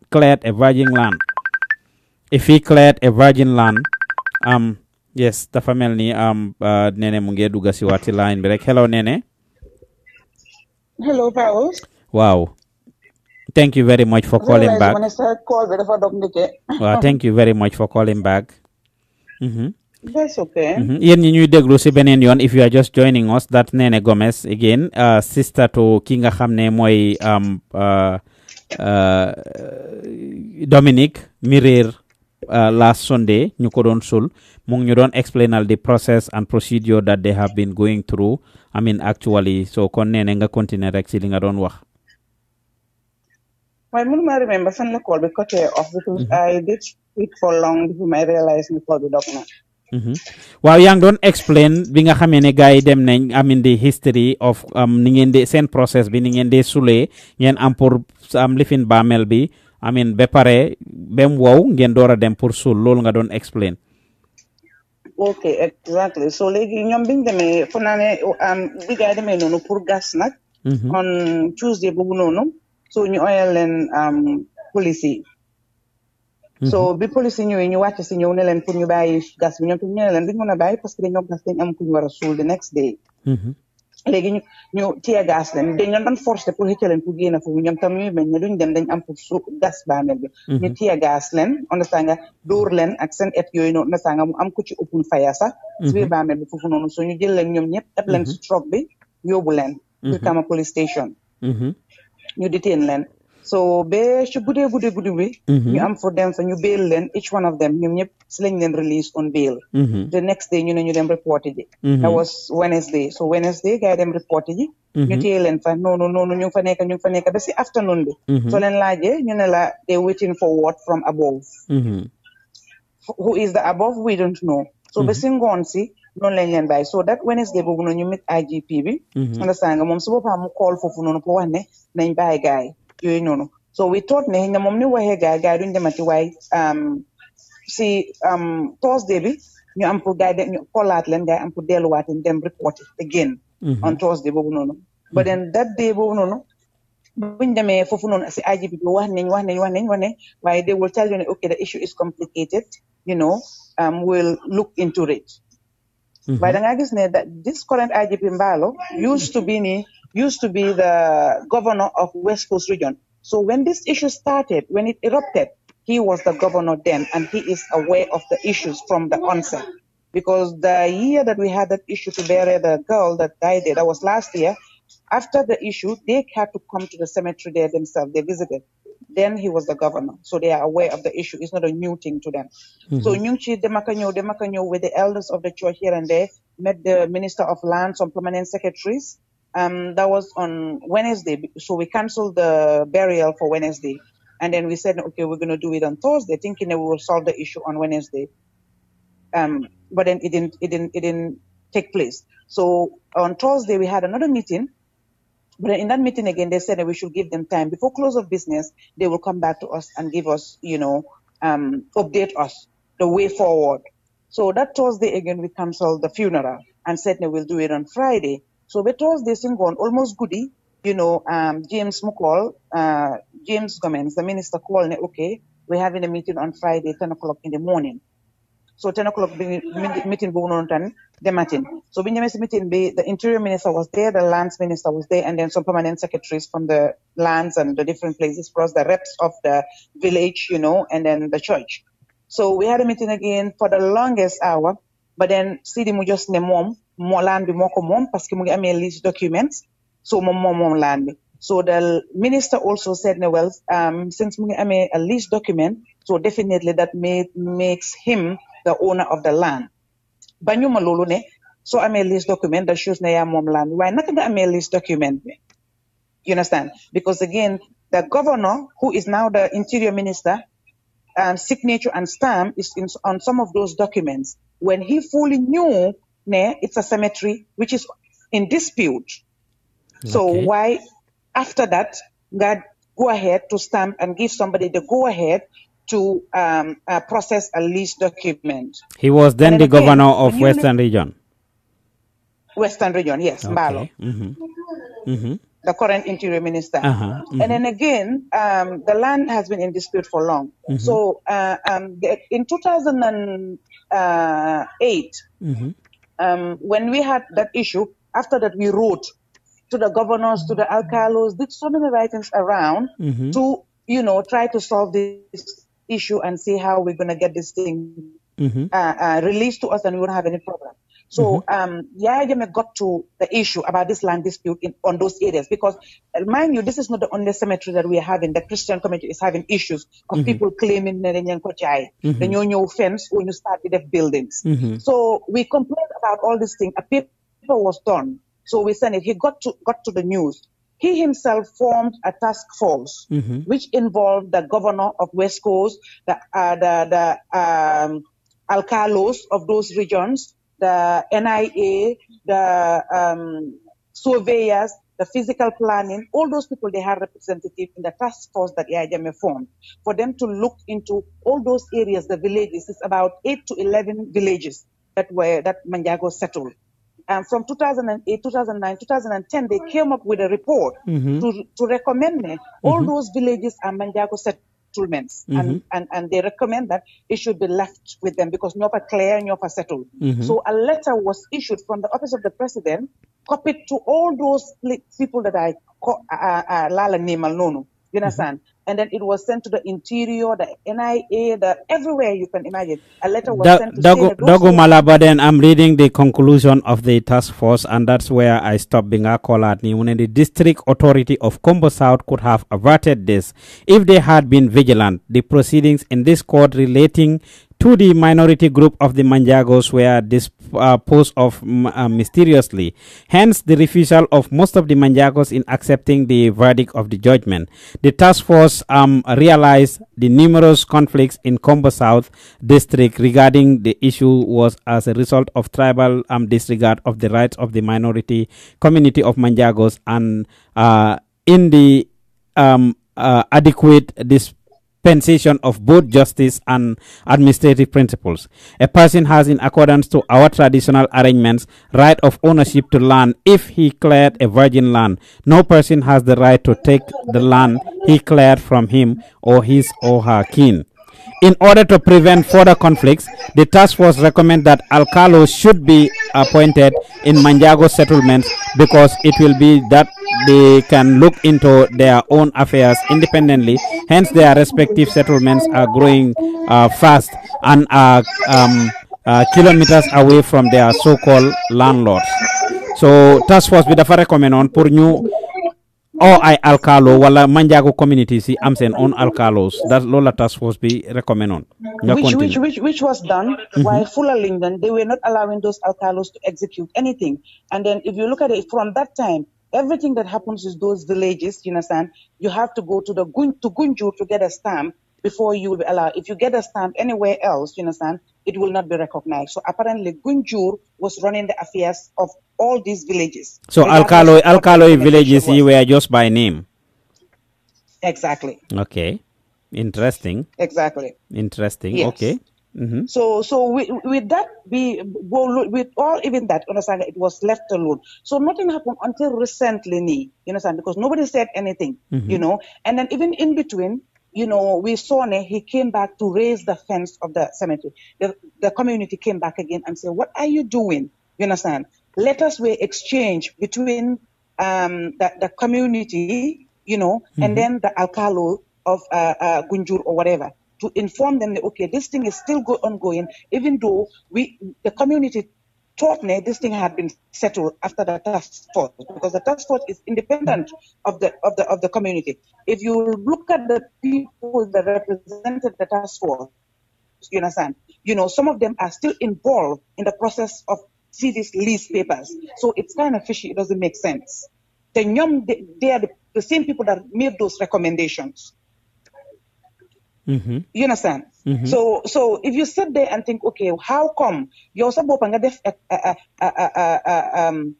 investigation about something, you make a recommendation, and then yet still when you want in the violate that recommendation, you act otherwise. What is happening?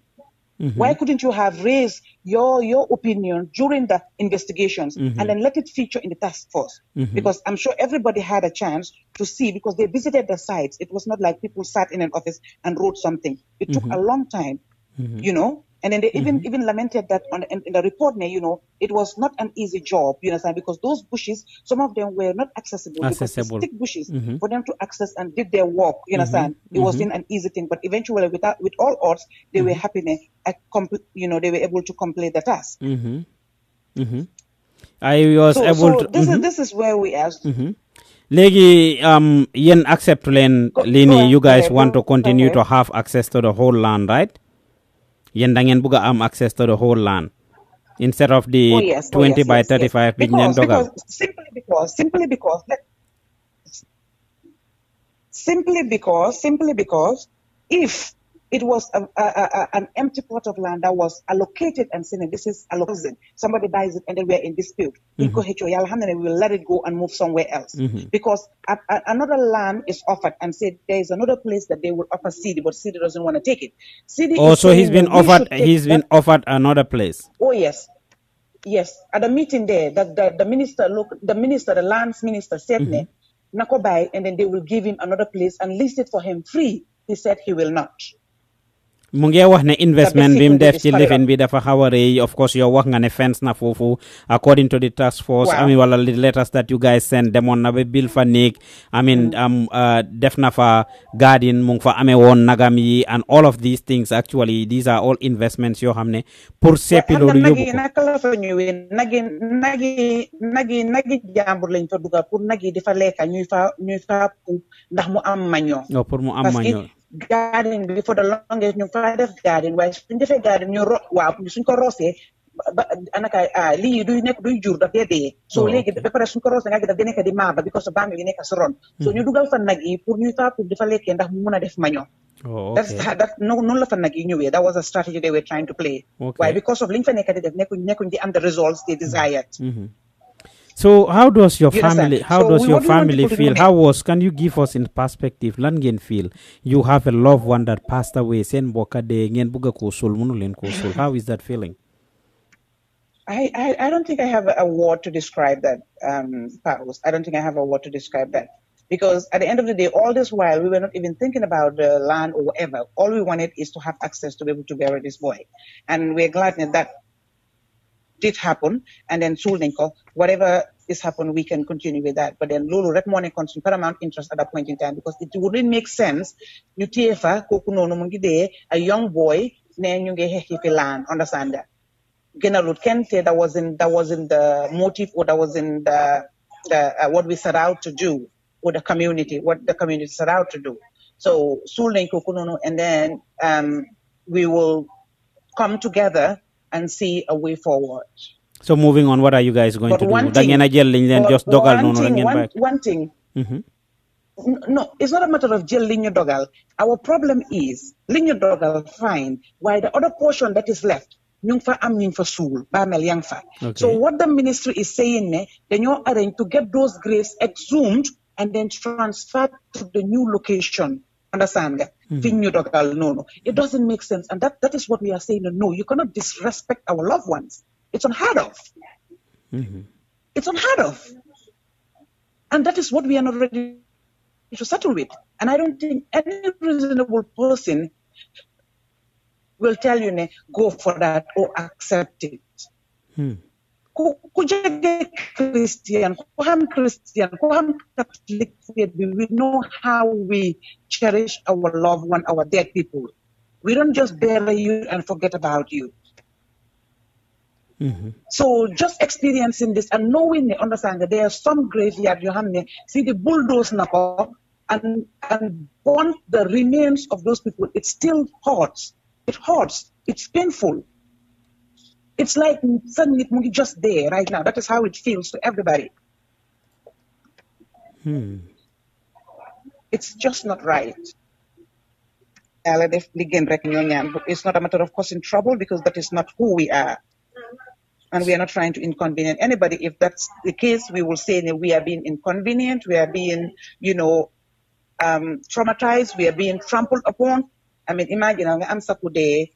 Not only diko joy parce que dena ngay joyat parce que hamulo fan nga ko sul ak kañ nga ko sul metit bobu non rek xawma naka la ko mëna handle.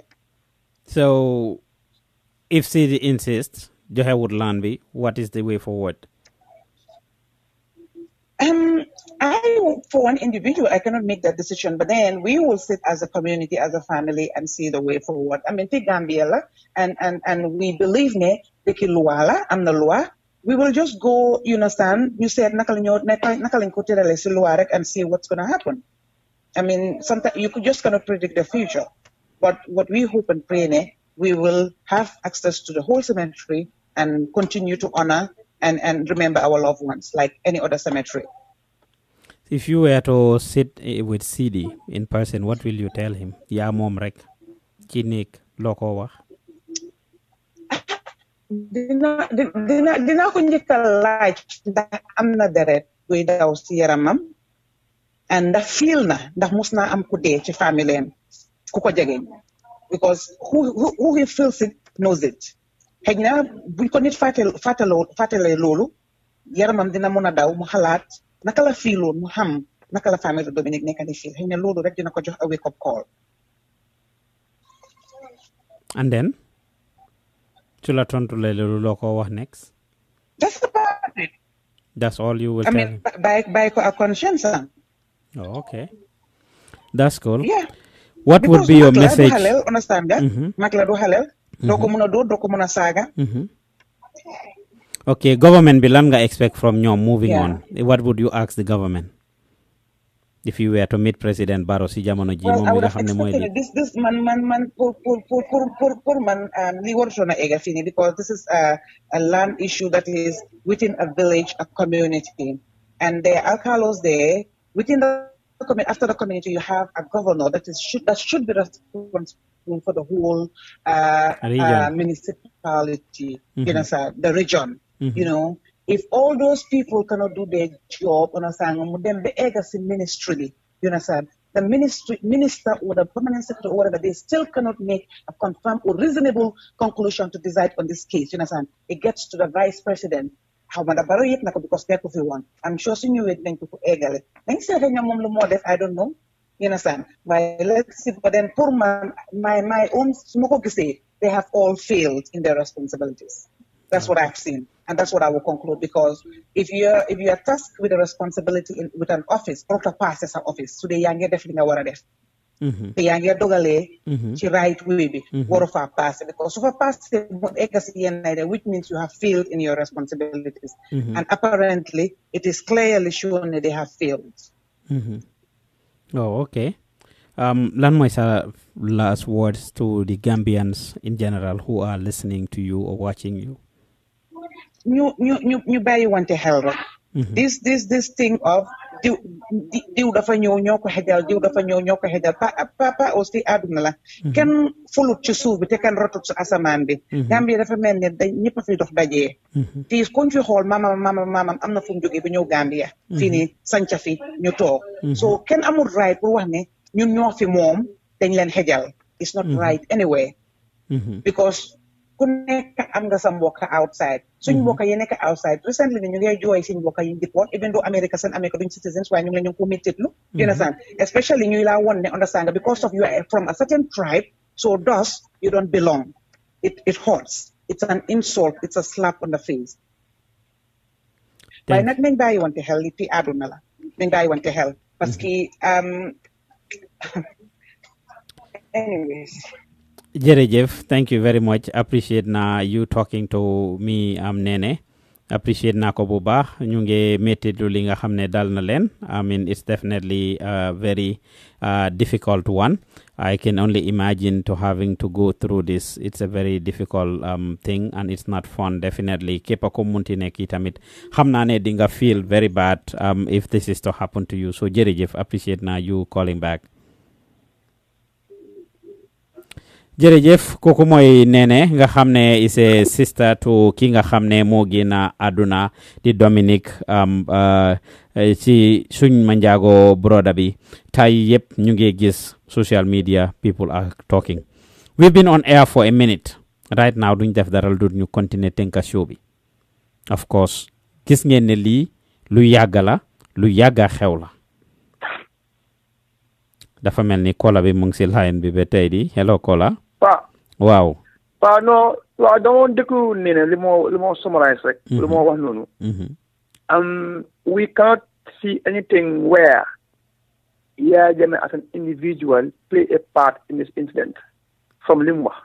Because the right thing they did was send a letter and memo to every department. But the thing is, Nyaka Janga and the local way of doing things as Ling mean in the Gambia, so more Mamuna Jailumane at anyhow, Lulu more create this problem.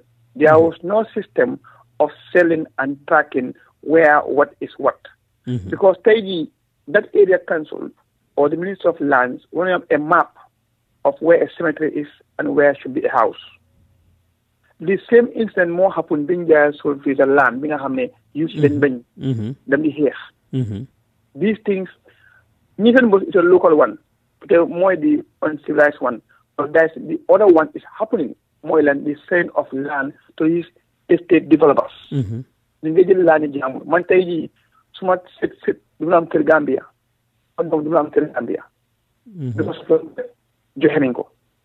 waaye kii lim explain yëpp nit yaa ngi bi maa ngi gis nga comment di wax naan jaame ñu ngi si weeri koor waxu ne defut but li mu wax yëpp ak li mu wax yëpp amul dara li mention a veto for the president invoking his powers on his hadin binne gisa tell him right now tey ji après it take a U-turn ne who is the minister tey right now of interior mooy the one who annotated his signature on those letters kooku ba moo sign su xamoon liggéeyam ak nag def liggéeyam properly naa ne li ma sign fii dee ne ko lii alkaalo ba ko jaay su xamoon ne fii lii la du ko jaay tamit waaye at that time at that level they were nobody could blame them we are doing what has been going on for the past 100 years mooy ñoo fi moom maa saali bi maa mun a jaay dama uti bi dama become a council fay $300 ñu lisal la ko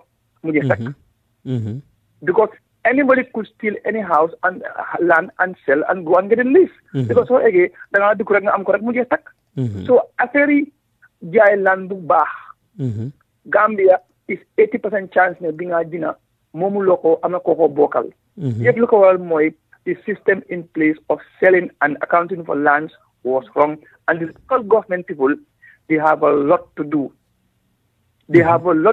with their alcalos they have a lot to do in demarcation they have a lot to do in terms of who sells what who keeps what because cemetery is part of the community needs every community should have a space for cemetery a reserved land space for nature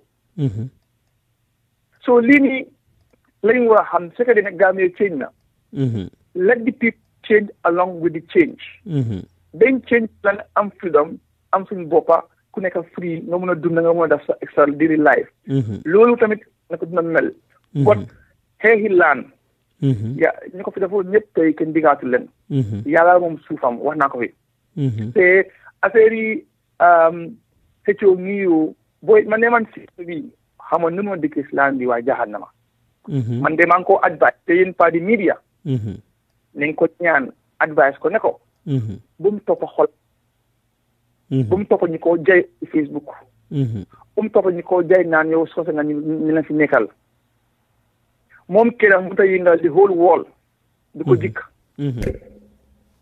nañ bàyyi xel ne there is always life after death te fii ku nekkaay dee bàyyi fi laan gis nañ fi ñoom Alaaji Musa Njaay ñu am ay laan yu bëri gis nañ fi ñëwee góor ñu baax ñu bëri am ay laan te xëy laan duy jikk both parties much more ñëw bu dee ñu war koo suul nga dañ ko suul loolu dafa ñaaw but the thing is dafa involve civil involve to do with the government involve religious three things yëpp involve bu nga xam ne it makes it complicated plus the wall of Facebook mu gën ko micro complicated ku nekk di define what is what who is who so nañ bàyyi xel bu baax a baax a baax te ñu bàyyi di make reference te lii nii yaay jëmee ma ne ma njaaxam li mu explain wax digga neex yàlla the writing was done protocol was done from the top but the middleman did not bother to do the writing or look at what was written jërëjëf Pa Ousmane appreciate nañ sa call ak sa contribution yéen a ko déggandoor li nga xam ne loolu la wax according to li nga xam ne moom laa leen nekk di wan ni li ngeen gis this comes from the office of the governor of Western Region. You can see his the telephone numbers. It was dated on April 2010, and as you can see, the title of it, it states it return of land as recommended as recommendation by the task force. Return of land as recommendation by the task force. Di ngeen gis ne loolu la mu ngi laa wax ne la I hereby make reference to the message from the office of the president, of course with the number of the letter and everything, dated 8 October 2009. A Minister of Local Government and Lands, of course new mention ko of March 16, 2010.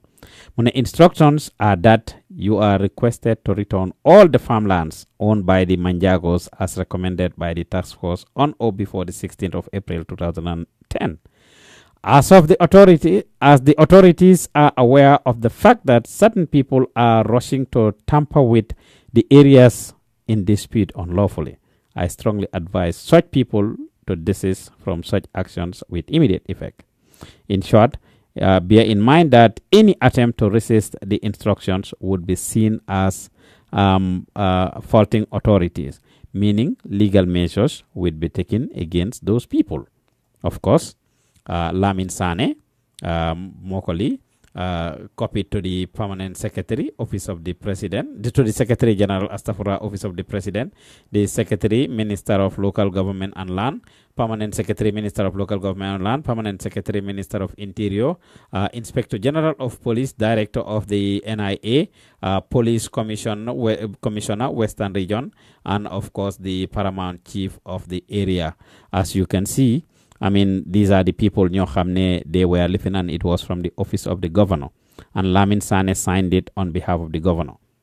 Kon, what are we talking about here, people? Nikopa Usman Wahe. Protocol was followed. A task force was set up to look into the issue, and the task force looked like they did their job. They gave out their recommendations as to what needed to happen. The recommendation was not respected. Alcalos should have been appointed. They were appointed, but apparently they didn't follow through with the stuff. Kon, li lan la lo xamne la dafa doy war. Recommendation. Nguur gi, they have a role to play in this. Ñoko mëna safaral. Let this not stop here. Ñu bari ci yeen yene nge kaas de laajte, of course, lan moy li xew. Yes. Some of the documents showed the Mandinkas and Manjagos. The Mandinka settlements, the Mandinka communities, and the Manjagos. Dégg ngeen li pastor bi wax, li faada bi wax, dafa rafetal.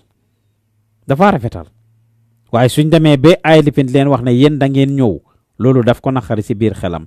Dégg ngeen sister bi lim wax moom tamit ci ending bi, reiterate na the same thing moom neene. So mun naa nekk affaire yi ne dañoo naxante nag. Waaw, mun nañoo nekk di naxante. We can try to sweep it under the rug, but that is the reality. Some of them ñoo xam ne ñu ngi ci limelight bi, ñoo xam ne ay kilifa lañ, ñoo xam ne ay njiit lañ, dinañ xool yëf yi noonu laam-laamee ko. Duñ nangu pour wax yenn wax yi because bëgguñoo yàqa. Whereas the average Manjago, the average Christian is coming out and seeing it as a witch hunt, as a fight against them. The elders, the leaders, ñoom ñu ngi use diplomacy pour correct yëf yi. But the reality is, all those villages, lii bi moo xew di 2010 la 2008 kon dégg ngeen some of the recommendations ci gaay di wax bay wax waajoo ju ne dañ jël palaasam jaay ko tubaab yi ci ki nga xam ne fa la faam laanam nekk. This land issue continues to happen. Just a month ago lañ fi mujjee dem fele ci naka la tuddaati Mandinari. We covered that for you guys. We brought it to you guys. Mandinari li nga xam ne moo fa def land biñ jël jox ko Chinese yi ñu ñëw sampa fa seen mbir. ñu ngi dégg all these villages and towns in the combos because palace yooyu ñooy riib diw gi ñooy bombataay yi. Everybody is focusing on having a land there. It is very challenging. It is very unfortunate. Kon, something needs to be done. Suma recommendation first, nañ organize programs, sensitization programs. Waxtaan ak village heads yi, alkalo yi, chief yi, councilor yi, governors yi, the local people ñi nga xam ne ñoo involved in land matters. Xamal leen ku si nekk xam sa responsibility.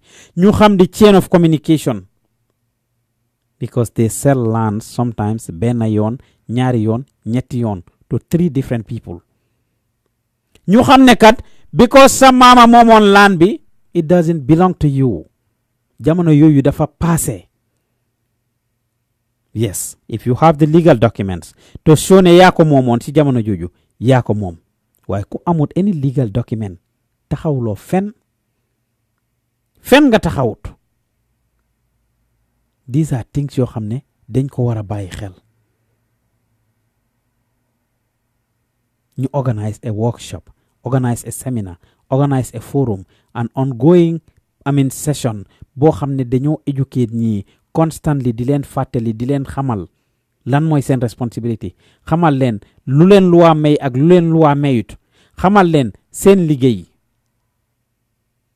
so that ñu avoid lii because fitna yi am ak problème yu am yépp loolu la. one should be able to put themselves in Sidi's shoes as well, because ku makes an investment comme li ma leen wax ne waa ji loolu la wax ne suma land bi daf ci teg ba kenam li ma leen wax ne amin waajooju di wax ne moom this was his livelihood fii la ko yaakaaree laanam biñ jël jaay ko tubaab bi koo xam ne sa livelihood foofu la nekk saa su nekk ma wax leen ne ku dara dox sa digganteeg survival rek nga dog loolu.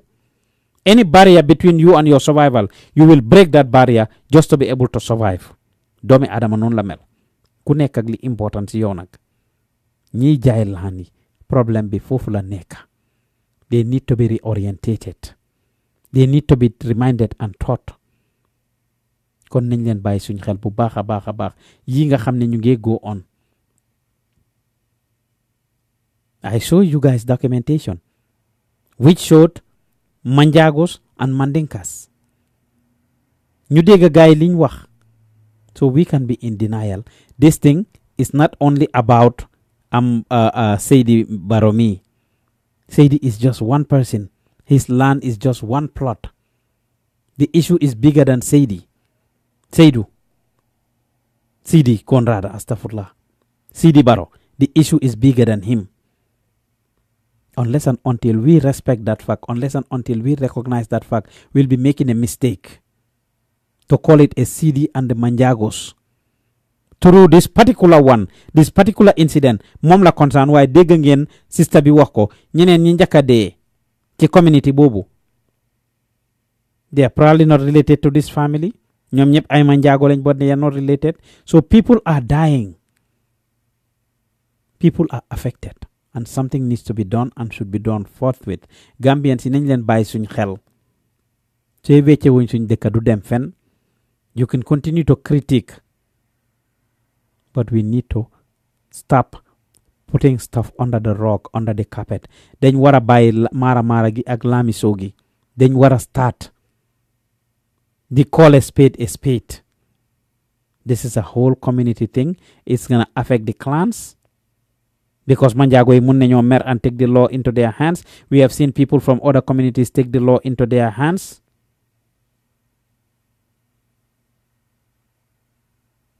And that is what it is.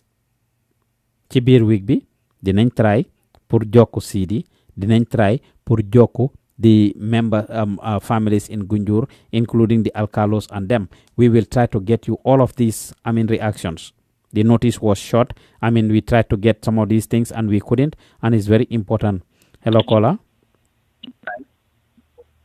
Hello. Hello. Yes, hello, caller. Assalamu alaikum. Wa alaikum salam. Wow. Ma ne ko jërëjëf ay sa programme bi mu ngi interested nag. No, thank you. Naka nga tudda ak fooy callee? Ma ne ko sa big bro King Khalil as usual. Oh, Khalil ñu ngi laa nuyu.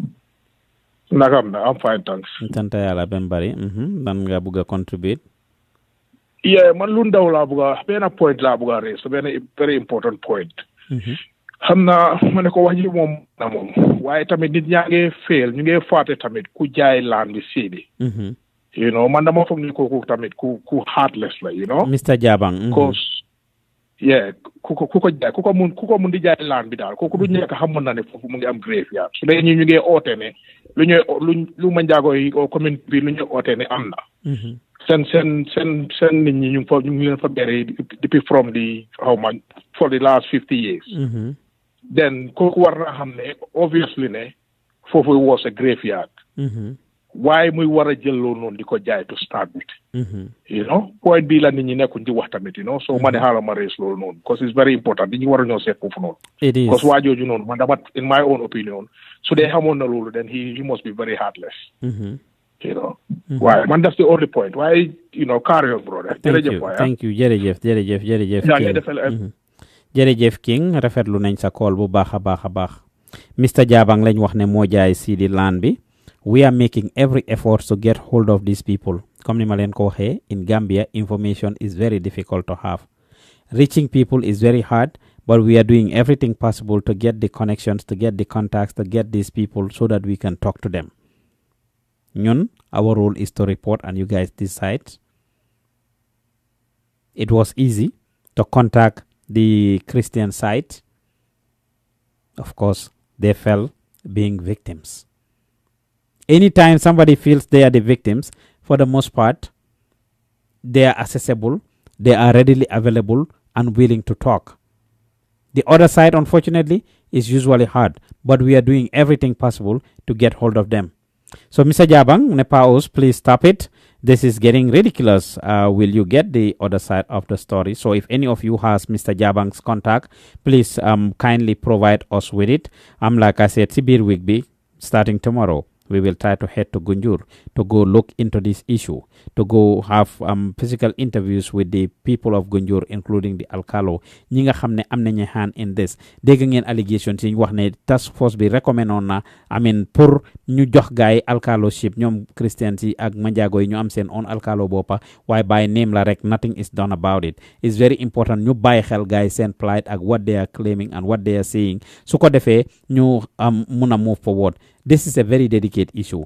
Alkali yi jaaykati kër yi nañ bàyyi seen xel li ñoo def ndax nit ñi ku si struggle nga liggéey sa laas xaalis nga jël ko dugal ko si lii sa yaakaar is definitely gonna be hard for you to let go.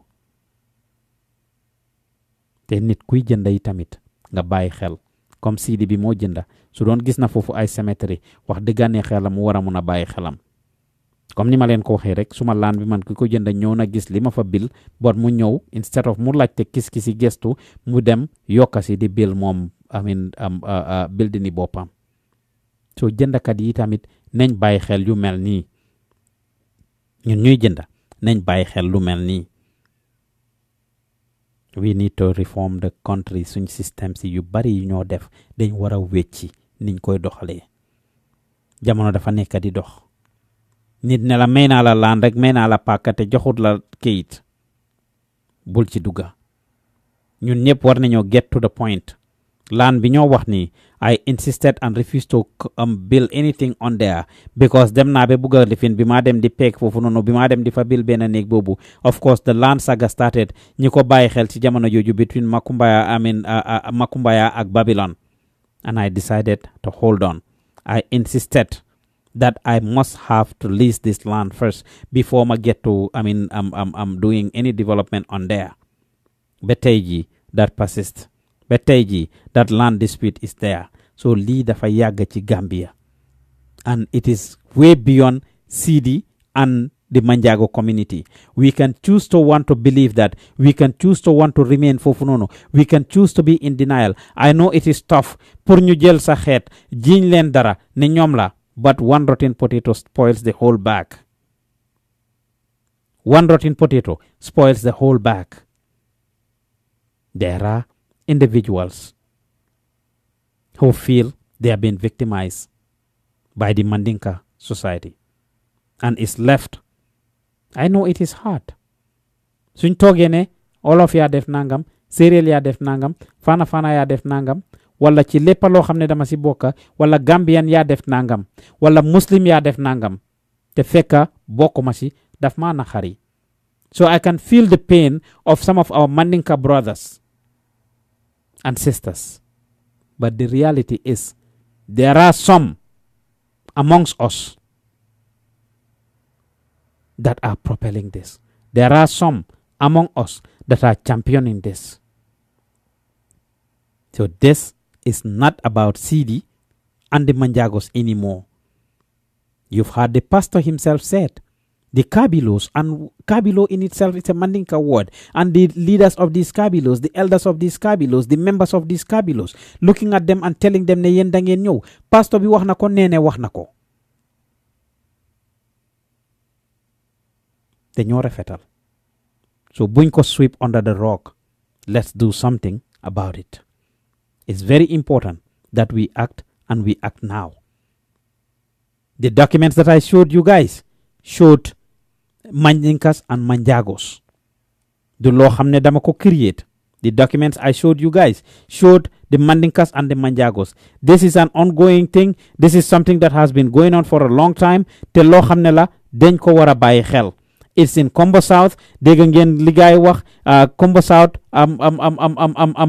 chief yi Combo South alkalos yi Combo South people bi li nga xam ne noonu lañ nekk di acte against them. They are speaking up and they are saying ñoom liñ feel ne loolu moo nekk di xew And I have been saying this for the longest. We need to learn to respect the some people and their opinions. Dolula guy feel. It is important that we feel what they feel for them. We put ourselves in their shoes. Then you sweep under the rug and under the carpet. Can we engage some of our Mandinka brothers and sisters who are talking like that, who are engaging them like that, who are telling them these rhetorics, telling them ne yen dangeen ñew, yen bokku len fi. Dañ len xejal. It's very hard. It's very tough. But this thing is delicate. And it is gone beyond Seidi and the Manjagos of Tanene. For sure, it's gone beyond that. Like I said, we will send our crew to go to Gunjur. You follow us, continue to follow us. We will send them to go to Gunjur so that they can get the story of the others. Fok na wax na len ne ki di CD, his pain is definitely something that we need to recognize as well. Mom tamit his investment ak li mo def mu nekk ci dëggam amé ay kayitam def investment am sonna lim sonna yeb ñu wara ñëw nangu li ci loxom ñu wara ñëw jël li ci loxom mu melni dañ ko forcer he would see it ne dañ ko nekk di victimize kon lolu lu am solo la pour ñu bay ko axa ñu bay ko xel kon lu am solo la pour ñu bay ko xaxa Abdoulaye mu ne this is about an individual and the Manjagos in Kankande. So why are you making it as a problem between Mandinkas and Manjagos? Abdoulaye moy li mala wax rek moy ne documentation yiñ wone dafa wone outright ne Mandinkas and Manjagos, and we have heard the Manjagos say Ndolu, and it is not about CD alone. Ñom ñoko feñal, but the thing has been happening and it happened between these communities. We've heard the pastor, like I said, and we have heard the sister as well, what they said. Dañoo rafetal, but they rafetlu wuñ ko, and it is very important that we see that King Halilullah mu ne that is not acceptable by telling your fellow citizens your parents came from abroad. There is no one particular tribe that are the original settlers of the Gambia. We all came from afar. Ñun ñëpp a ñëw. So when somebody is victimized, let's put ourselves in their shoes. Nañ bàyyi suñ xel nag. Alkali yi, jaaykati kër yi, real estate developers yi, this land issue is becoming is getting out of hand, and something needs to be done and be done about them right away. Something needs to be done and be done about them right away. Suñ ko defutee lii raam si ñag bi la jëm, because everywhere else, let's look at what is happening in Palestine. Let's look at what is happening in other regions of the world. Fum am rek ci fitna la mujjé, te Gambia nak banex lañ ñu xamé, jàmm lañ ñu xamé. 22 years or more nit ñaa ngi toog ci naxar yi, ñu ngi am lu leen naxari mënuñ ko solve. This issue is a lot more complicated than we think. Side si story si fo si déglu, it hurts. Like I said, suñ demee to the side of Gunjur ak yeneen areas yi ñoom tamit, it will hurt. So déggee ñoom tamit seen ancestors yi ñoo build foofu noonu, and of course we are the custodians of these lands. ñu war a ñëw jël ko joxe ko. If you hear from them ñoom tamit ñu wax la seen story si, you will see that they also have some points. You will see that they also have a point. Kon nañ seet naka la ñoo reconcile lii amicably. The government have a big role to play in it, of course, which the first step of which is supposed to be sensitization, sensitizing the alcalos, sensitizing the chiefs, sensitizing the paramount chiefs, sensitizing the councillors, sensitizing the governors and all stakeholders that have a hand in land matters, the Ministry of Local Government and Land, every stakeholder, the real estate agents, all stakeholders that have something to do with land, that are involved with land sale and distribution and property management and stuff. These people need to be orientated, they need to be educated, they need to be schooled. Ku nekk xam lan mooy sa responsibility, ku nekk xam lan mooy sa limits, ku nekk xam li la loi may lan nga war a def ak loo warta def ak su nit yi ñëwee si yow. Kon waxtu bi jàmbu nañu. We've been on air for 3 hours dégg ngeen ñi nga xam ne wax nañoo ñoom comme ni ma leen ko waxee ngeen follow up with us ëllëg incha allah next week rather la julli gi this week rather astafurlah déggal sax maa ngi lifin Thursday or Friday lañ wax ne si la julli ni ma leen ko waxee poli yeeg joolaa yi dinañ kontaan ndax koor gaa ngee jeex si fi nekk nii muy loo xam ne lu am solo la ñu ngee bàllu ak képp koo xam ne lépp luñ fi wax rek gis nga si sa boppa suñ show bi lu tax Gambia du dem show la tudda muy question bi ñuy laajte lan moo tax Gambia du dem ndax man la ndax yow la ndax suñuy njiit ak keneen koo xam ne yaa ngi dëkk Gambia ya tax Gambia du dem ñoom la ñuy waxtaanee saa su nekk rek fee ñu ngee def things yoo xam ne du suñ réew mi dina yéex pour mu dem dinañ continuer di ko waxtaanee dinañ continuer di ko tuddee noonu yéen ñi fiil ne dañ war a change tourist show bi unfortunately we are not going to change it until Gambians stop to do things lii tax ba suñ dëkk bi du dem kon suñ buggee dëkk bi dem suñ buggee ñu wécci tur bi rek suñ buggee ñu squash show bi buñ ko defaat ñun Gambians si nañ bàyyi li ñuy def ba tax réew mi du dem fee réew mi ñu ngee def yi tax du dem rek dañoo continuer di am show bi te tur bi tamit duñ ko change we will continue to leave it as it is ñu ngi leen a jéggalu képp ku gis boppam si li ñuy def calling Nene ak calling the pastor and the people we called of course is very expensive kon ñu ngi leen a ñaax ngeen jàppale ñu by donating to us information is very hard to get we buy Skype credit about $35 to $40 is what we spent last week ñu spent about $75 trying to get hold of 7 people of course war a yónni team bi on the ground pour gars yi war a dem ba Gunjur war a dem ba Tanene dañ need pour provide transportation dañ need credit of course and other logistical arrangements yoo xam ne dinañ ko make war a dem nekk foofu a whole day it's gonna be a lot of inconvenience te booba dépasse loolu bëgg ngeen a xam de facts bëgg ngeen a gis li xew bëgg ngeen a xam all sides of the story so pour loolu xew nag dépasse a koy doxal kon ñu ngi leen a ñaax ngeen jàppale ñu by donating to us suñ GoFundMe account bi is gambiantalents@gmail.com mooy suñ PayPal bi ngeen mun ñoo donate foofu noonu wala boog ci suñ Facebook fundraiser bi ngeen donate ñu foofu noonu share this video ndax dina jàngale dina eete benn wala ñaari nit mun ngeen ñoo donate ci Gambia yi tamit yéen ñi nga xam ne yéen a ñuy topp saa su nekk donating us ci Gambia ngeen yónnee foofu noonu su ngeen a yónnee seen allowance lu ngeen ñu jox dina helpful we refuse to dogo toppa ci gannaaw ay nit ñoo xam ne at the end of the day they should be able to manipulate us ki la abal ay bot wax la fi nga xoolee we can go and get sponsorship ak yeneen lifin but some of the institutions would like to shut us down would like to make us quiet pour ñu noppi buñ wax yenn yi waaye we are here to just analyze things as they happen and whoever does wrong we will actually address it foofu lañ toll ñu ngi leen ay bëggee bu baax a baax di leen gërëm di leen santa lu tax Gambia du dem show ngeen doon seetaan Pa Ousman Joof nekkal leen ci gannaaw microphone bi su dee YouTube ngeen ñoo seetaanee wala yéen ak ñoo seetaanee ci Facebook wala ci Wazi TV wala foo ñu munti seetaanee rek ñu ngi leen ay bëggee di leen dalal ci lu tax Gambia du dem show ba beneen jamono Pa Ousman leen nekkoon ci gannaaw following the microphone bi memory jërë ngeen lane to jëf history. The story behind the freedom of this country is victory. See, people say that this is the same country that bore the pain her children suffered in vain with their hands and legs bound by the chains that enslaved them, fought her way through the dark era of colonialism, held on farm and hoped for better days during those hard trying times when she was ruled by a dictator, a man who took over her, terrorized her children and left them in pieces from which they're still trying to recover. People say that Gambia is a peaceful place with an amazing culture, a nation so nice with a beautiful structure that it is home of legends with great legacies, home of icons what praise with the struggles of whom the red, white, blue, white and green flag was raised, a nation known for its peace, love and unity, inhabited by people blessed with beautiful smiles of humanity. See, I am not denying any of that, but see, Gambia is not everything people say it is. Do you know?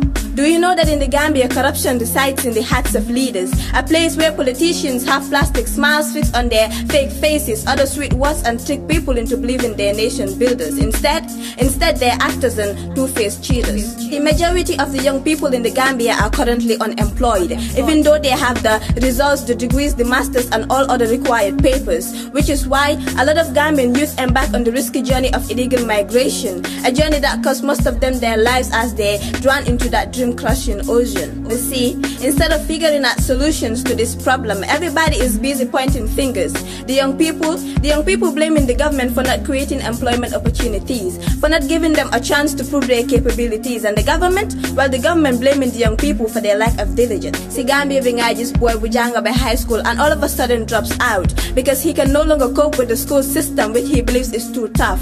Mutokir, where is I wajuram, wala mudor de campembeda, morami guram bukoroba munako, bro nakala, fajma fanjigi ataya wai. And when he's tired of this, he turns to the streets and earns himself a certificate in robbery, theft and drug abuse. Suparenan, dekabinehud, halis amut, chona biyaga na beligi jehud, mandal jisa to madara lulu them back way. See, in this country, everybody dreams to live in luxury, but instead we dwell in never-ending poverty. Do you know why? See, I'll tell you why. It's because in the Gambia, people don't oppose each other with new ideas or innovations. No. In this country, people compete each other with juju and witchcraft. Kuneka the whole someone with bad intentions. So do not be surprised that there is still no development in our nation. See, we are blessed with beautiful black skins, but we have hatred and jealousy in the blood flowing through our thickest veins. Just for power, people in this country commit the darkest sins. The Gambia being just could real so anye warudundewo surere, even though more than half of the Gambian populace practices agriculture. In this country, a man can rape an innocent girl, take away her pride in the silence of the night and get away with it because we are so blinded by our culture. Lumagana na hadis Gambia why we don't even support our own. Being just a promoter who is willing to pay hundreds of thousands of dollars to a foreign artist but is never willing to do the same for his own. So for Gambian artists we ought to show the number of people you find them you can count and know why check is if foreign artists renew it. Kuneka diligently Harris for clothes and tickets, all of that just for show. I mean, I know the Gambian music industry has some whack artists who already release crappy songs, some who are too busy hating and beefing on each other, which is totally all wrong. But there are a few good ones who are hardworking and have proven to be strong. So why can't we appreciate and support our own? Legi funi dugasi deka bidega New Gambia. Well, I tell you something, there is no New Gambia. There is just a new government ruling over the old corrupt system, a system under which we are all victims. In this so-called New Gambia, everybody writes and says what they want and call it democracy. Well, I don't know if it's just me or everybody else is actually turning democracy. To the new government, we know y'all want to make our nation rise, turn it to a country that will take all by surprise. But see, even development comes with a price. We had voted for change once. Who says we can twice? Power of freedom.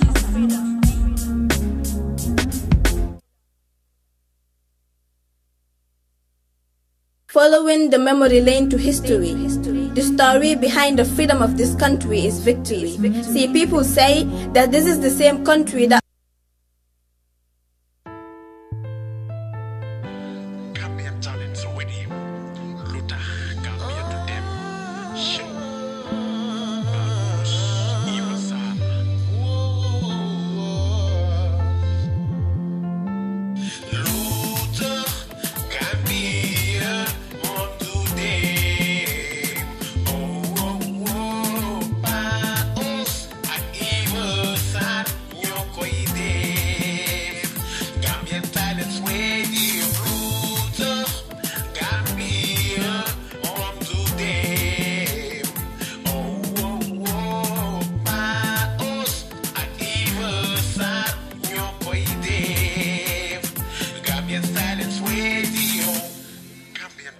Radio. Lutakh Gambia to them. Show. Palama de nu nante kabidu dem. Palama de nu nante kabidu dem. Why nakala moy deme feka enente wunjama. Kuneka buka wana samorom melijin. Hamna su de sonsi yen ni kondu noki oxygen. Pa Usman yokan ma mic binah mamuna talk to them. Lutakh Gambia to them ni sister Eva Saga. Knew them Pa Usman. No, Pa Usman. Lutakh Gambia to them show. Every Sunday la on Gambian Talents Radio. Hosted by Pa Usman Juf and Eva Saga. 6 p.m. la GMT just in case you ain't know. Knew them. Lutakh Gambia do them show. Every Sunday la on Gambian Talents Radio. Hosted by Pa Usman Juf and Eva Saga. 6 p.m. la GMT just in case you ain't know. Knew them. Para ñaanal Pa Usman bi Usman lañ bokk.